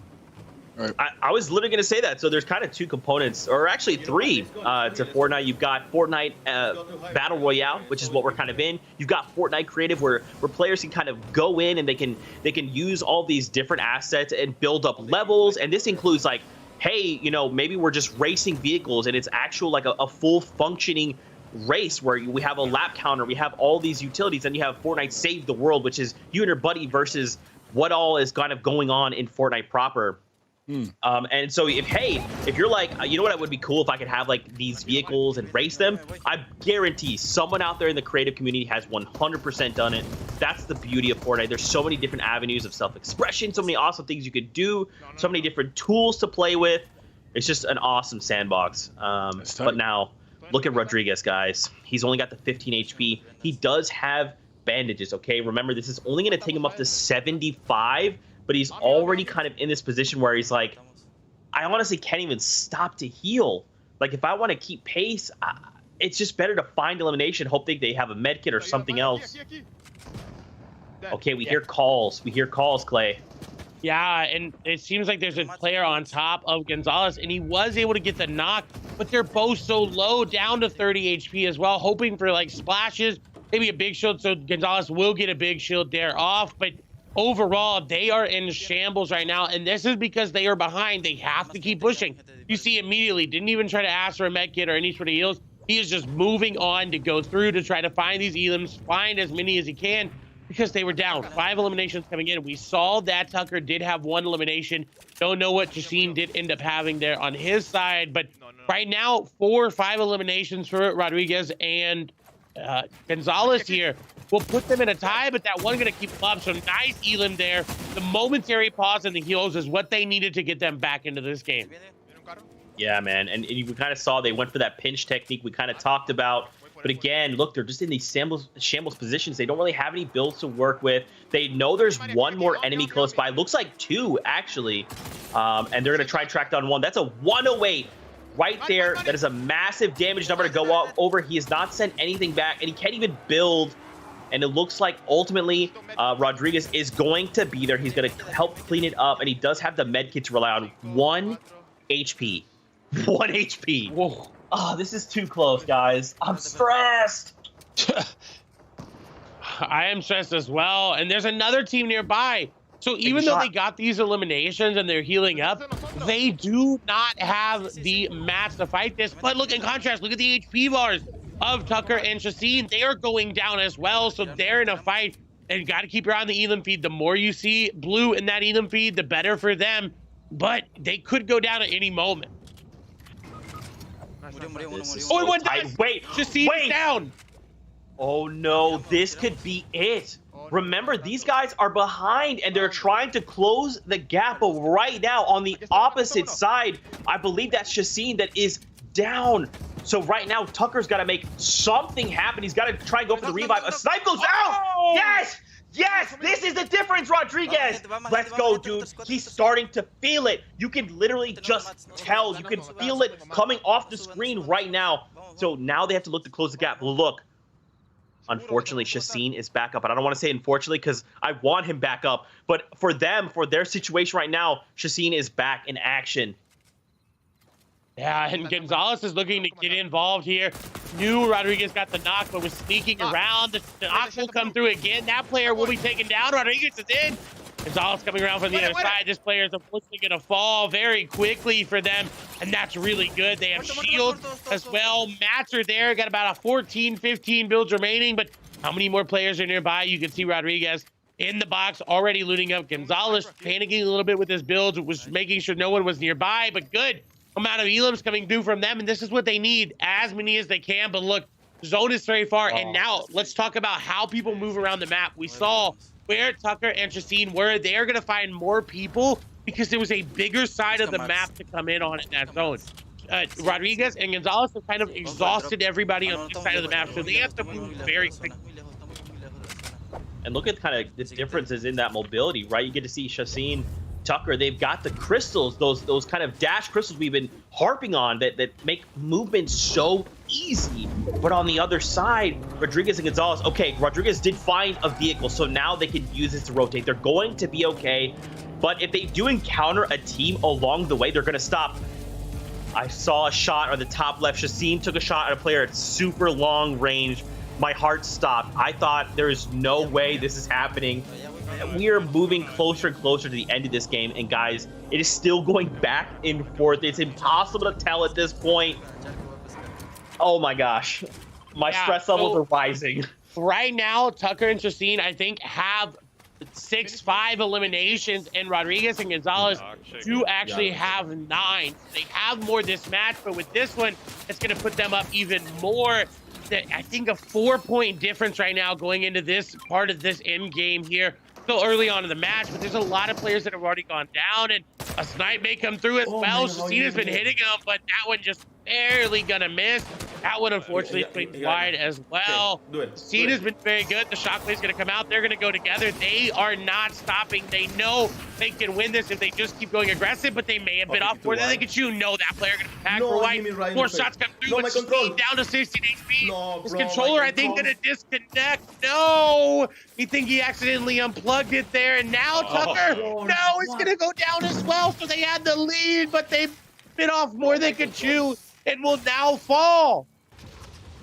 That was all the Amban sniper rifle. This weapon that Clay has been talking about. It's so potent. That's why suddenly there was just a player inside the builds, because that Amban sniper rifle is just a puncture machine. It doesn't matter what build stands in its way, it will tear it down. So now we flip on over. We've got Rodriguez, we've got Gonzalez. They have to close the gap, okay?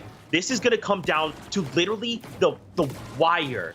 If anything goes wrong right now, they can encounter a squad and be eliminated, and that's it. The story ends. Or they can continue to push this forward.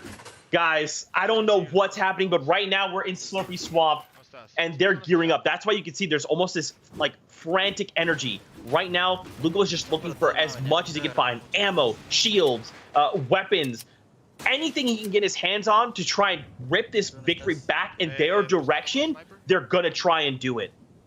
And Rodriguez actually found an elimination. We saw it come up in the feed. So looking good.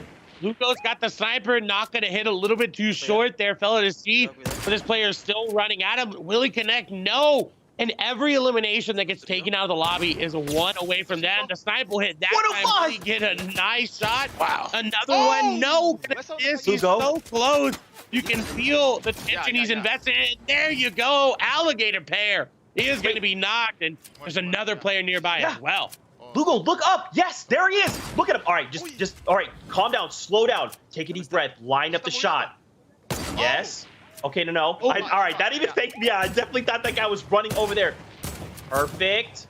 Okay. Oh my gosh, guys. I'm trying to do the math in my head. I'm trying to see how many more eliminations they need. But look at this. Rodriguez, he eats a snipe on the opposing end. This player is not going down without a fight.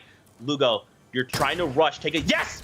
That's it. Oh, yes. That's it. Okay. It was. All right. We're getting closer. I'm trying to do the math in my head. I'm so sorry. I'm trying to understand and realize how close this is at the moment. Give me a second. I'm so bad at math. Hey, you may be bad at math, but it doesn't matter because at the end of this game, we will know. We got people that are really good tallying it up for us in the back end. And you mentioned he took a snipe, but he's in Slurpee Swamp. It doesn't matter. He can heal that right back up. And this is really good for them where they are. They set themselves at a position that everyone has to rotate to them in. And Lugo actually sees the player with the Amband sniper rifle. So he's going aggressive. He wants to go in. They don't have the mats to go in this aggressive. So I don't like this play for them. They're going in, trying to steal elimination. A nice shot there onto the Leviathan, trying to follow it on up. Manny Rodriguez coming in as well. Luis Gonzalez looking so well. But they may go too aggressive. They don't want to go this fast, this quickly. They know, man. They know they need these eliminations. They're trying to continue to rack them up. We see a down go by. And look at this. Lugo can't stop. He doesn't want to stop. He understands. All he can think about is how they're closing the gap. Another elimination yet again. Yes. Lugo, that swag factor we saw at the beginning of the day. It is back, baby. These guys are in full momentum mode. And look at this. We flip back over. Rodriguez is in the same situation. He's looking to crack domes. He's going on the offensive. Another enemy out in the storm. But look at this, with backs to the storm, he's got to be careful. Okay, he did take a bunch of damage there, Clay, and right now he has to go on the defensive. Yeah, gotta pop those slurp barrels, but elimination after elimination after elimination came through, and they see another player there as well, but no! And he's gonna get tagged up from up above, down very low. He does have chug splashes, he can get back in. A lot of slurp barrels right here, immediately breaking them. Gonzalez is gonna get elimination in the meantime, but we don't know how close this is. We know it is going to come down to the wire. Eliminations will be very, very close. It has to be within a couple here. They are getting so many, though. The lead definitely cut into, but who has it at this point? We don't know. We will know moments. We will know soon, as Luis looking very, very good. Running out of builds, so running out of time. He's got about 600 in his inventory. Players pushing on top of him. Those shots come through. He is going to fall. Now it's up to Rodriguez as he's trying to see 10 eliminations here. From just Gonzalez alone. He's doing the math. He's trying to do it. He's adding it up. The numbers are crunching. We're over to Manny to see what he can do. The shots are there, but there's so many players. Can he do it? It may be a 1v3 scenario. Shots come through. Nice knock there from Manny. There it goes. Trying to get the confirm. He has to get this confirm. It may matter so significantly, and he does. Luis trying to get those call-outs. He's just trying to heal up. He's trying to find anything going. Players all around, players up above, players down below. He just wants this victory royale with as many eliminations as he can. He's even stopping for the revive. This is straight up just an FNCS match. This is like a competitive level Fortnite game happening right now. Rodriguez showing so much control, so much understanding, especially in that very beginning before this kind of all happened. We saw him get cracked. He had to disengage. He understood that in this building, Slurpee, he could just run around and crack more of these barrels and get HP back. And look at this. There's no stop. It's all momentum right now. A 36 does go out, but it's not enough. We see double edits. A 72 onto the dome. He's trying to close it out. That's enough. I believe there's only one more active player. Okay, I'm sorry. It's 7. So right now we have 5 more active players. One's here. No, that was it. I was right. Ooh. I know how to do math. The victory royale. Guys. I don't know. I don't know who's going to be on top. You hear Manny Rodriguez is excited. He's clapping. They know they did so well. But the question is, how well did they do? Did they overcome the deficit coming into the game? This has been me the whole time, literally. Pressed up against the screen. I'm here with Let's you. see this. There Let's is see so the bracket. much. What are we doing? All right. We will in just a moment. That's right. We're going to leave you with the air of suspense. We're going to step away, but don't go too far. When we come back, we'll see who the overall winners are here from the MLB Players Cup featuring Fortnite. Stay tuned.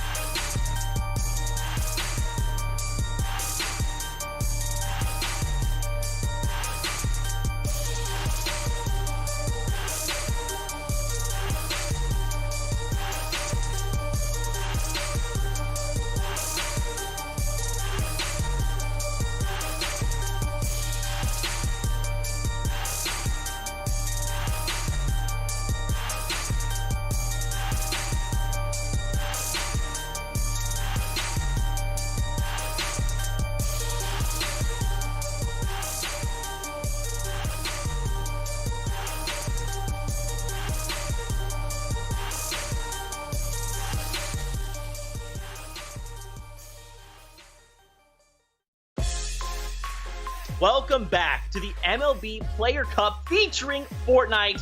If you've been following this action, you know that it's been hyped, and this has come down to the wire. At the very end, could Gonzalez, could Rodriguez have a late game surge to overtake the other end of the spectrum? Well, we have to take a look at the bracket, because remember, we knew going into this, Chesine, Tucker, they were so far ahead, 5 eliminations, and at the end, because of that last moment, those few interactions there at the end, Rodriguez, Gonzalez working together as a duo, facing off against squads, waves of enemies, it was enough. They walk away the overall winners, but still, well fought from Justine and Tucker. They also put on such a clinic today, and we cannot forget this is all for charity purposes. So all in all, a fantastic end to the day. Yeah, I mean, you talked about a clinic. They put it on at the very beginning of the day, yesterday and today. Overall, it was just, we talked about it. The story that was written by these players was perfect. We wanted that. You always want to see that kind of competition in Fortnite where it comes down to the literal last moments, and those last two squads that Rodriguez and Gonzalez eliminated gave them the victory. So who did I say was going to be on the comeback in the finals? I don't know what you're talking about. I believe I had that. Okay. My man Lugo stepped it up. All right. That was tremendous. I'm so glad I was there for that. Good job out of y'all. That was fun. I can't wait to talk to these guys. That's right. We'll do that in just a sec. Real quick, we got some highlights. We got to relive some of these crazy moments. I mean, guys, the back and forth was so beautiful. The story was so much fun that it unfolded in front of us. And just at the end of the day, man, you could just tell right there when it mattered, Rodriguez Gonzalez, they just had that moment of, it's a light switch. We need to go on. If we want to win this, it's right here, right now. And that was the difference maker.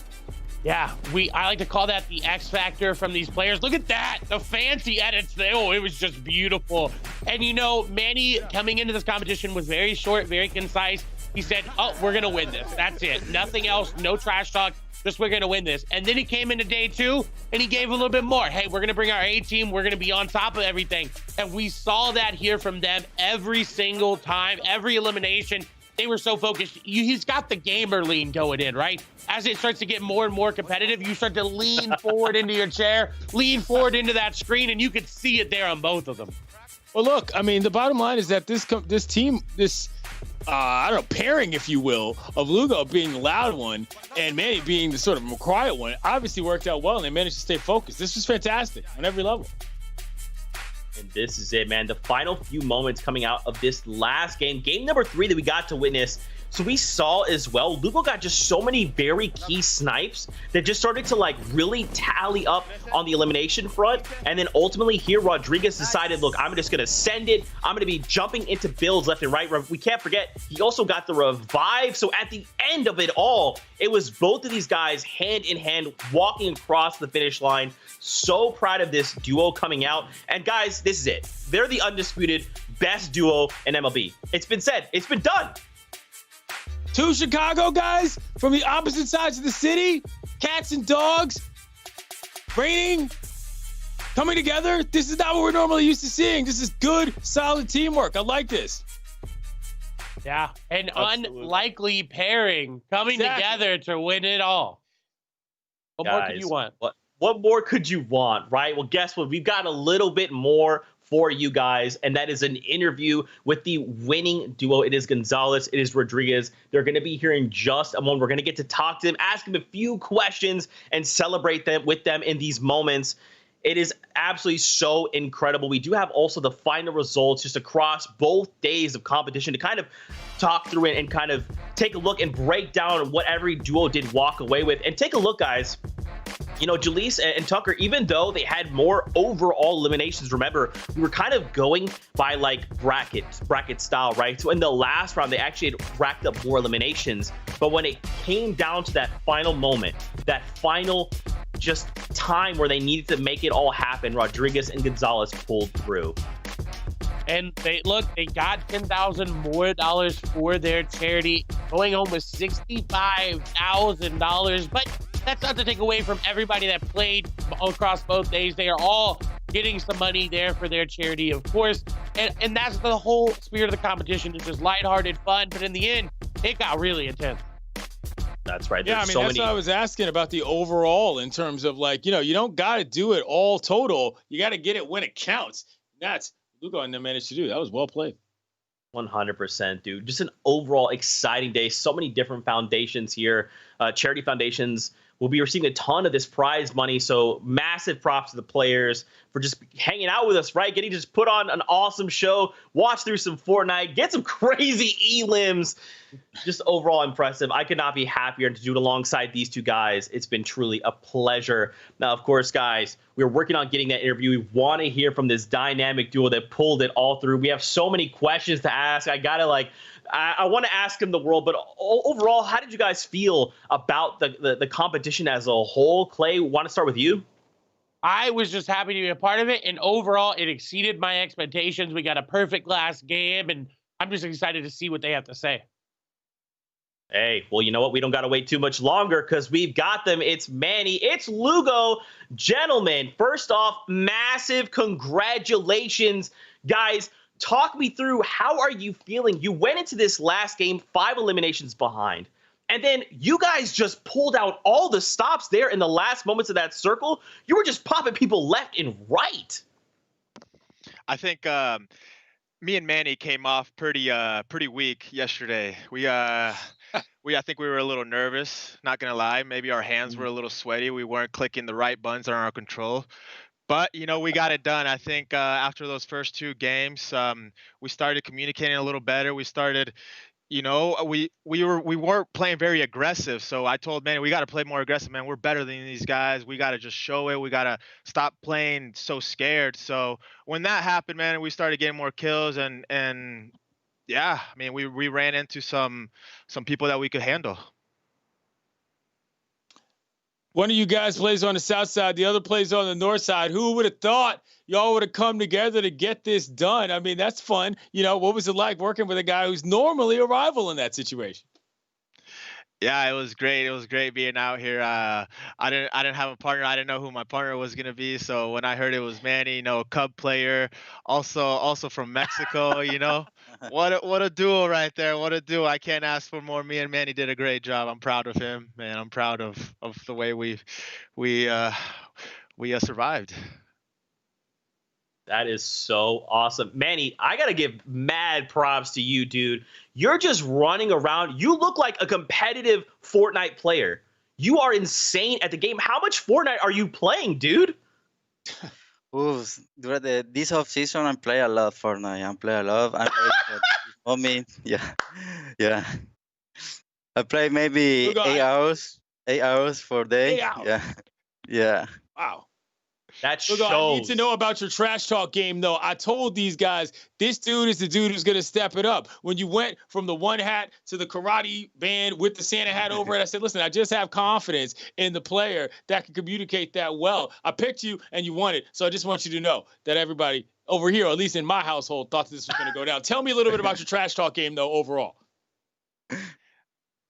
I think you're talking about the bandana, the Santa hat. Yes. So that was me. I don't know if you were talking to Manny or me. I was talking to you, Luis. Oh, okay.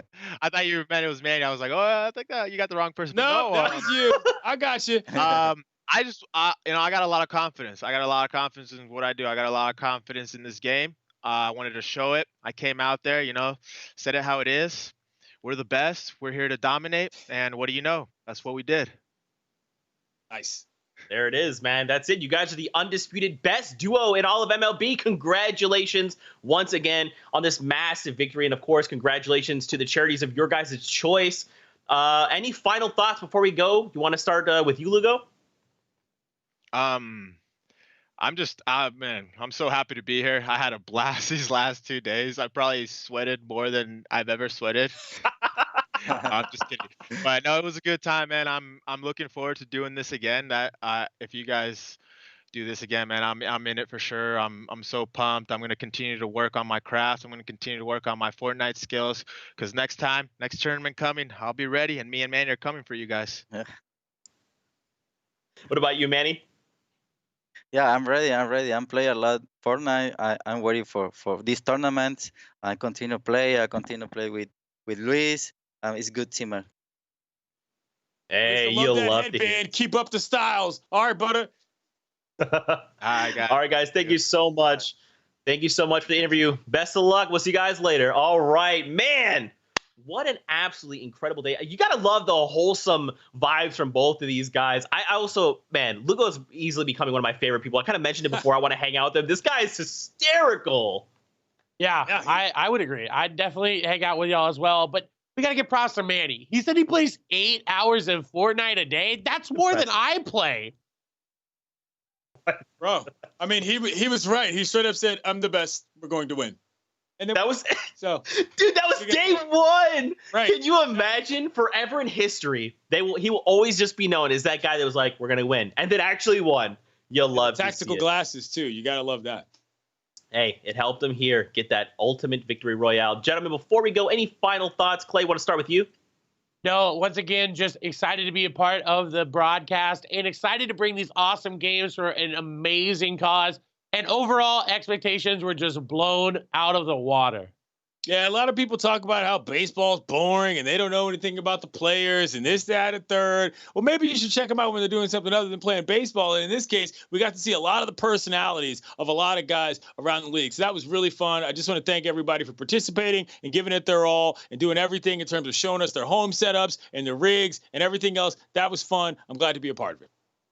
Absolutely. Just to echo that sentiment, thank you guys all so much for tuning in, for being part of the viewing audience and experience. We love you guys all so much, and we hope that you enjoyed this little bit of Fortnite action. As always, Fortnite fam, we'll see you guys on the battle bus.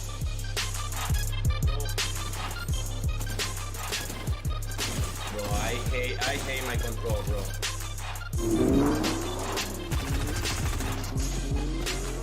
Come buddy.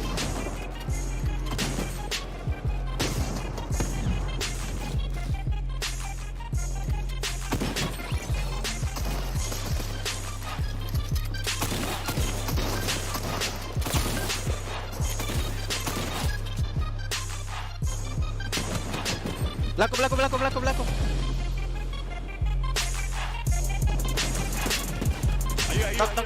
Knock.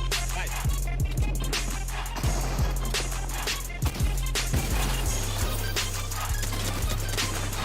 No, I got it, right? I think I got it. Yeah.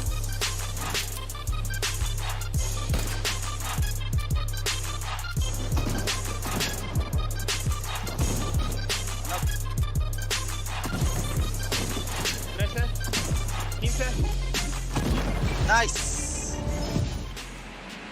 I am Manny Rodriguez. I'm playing for the Cubs. I am going to win the tournament.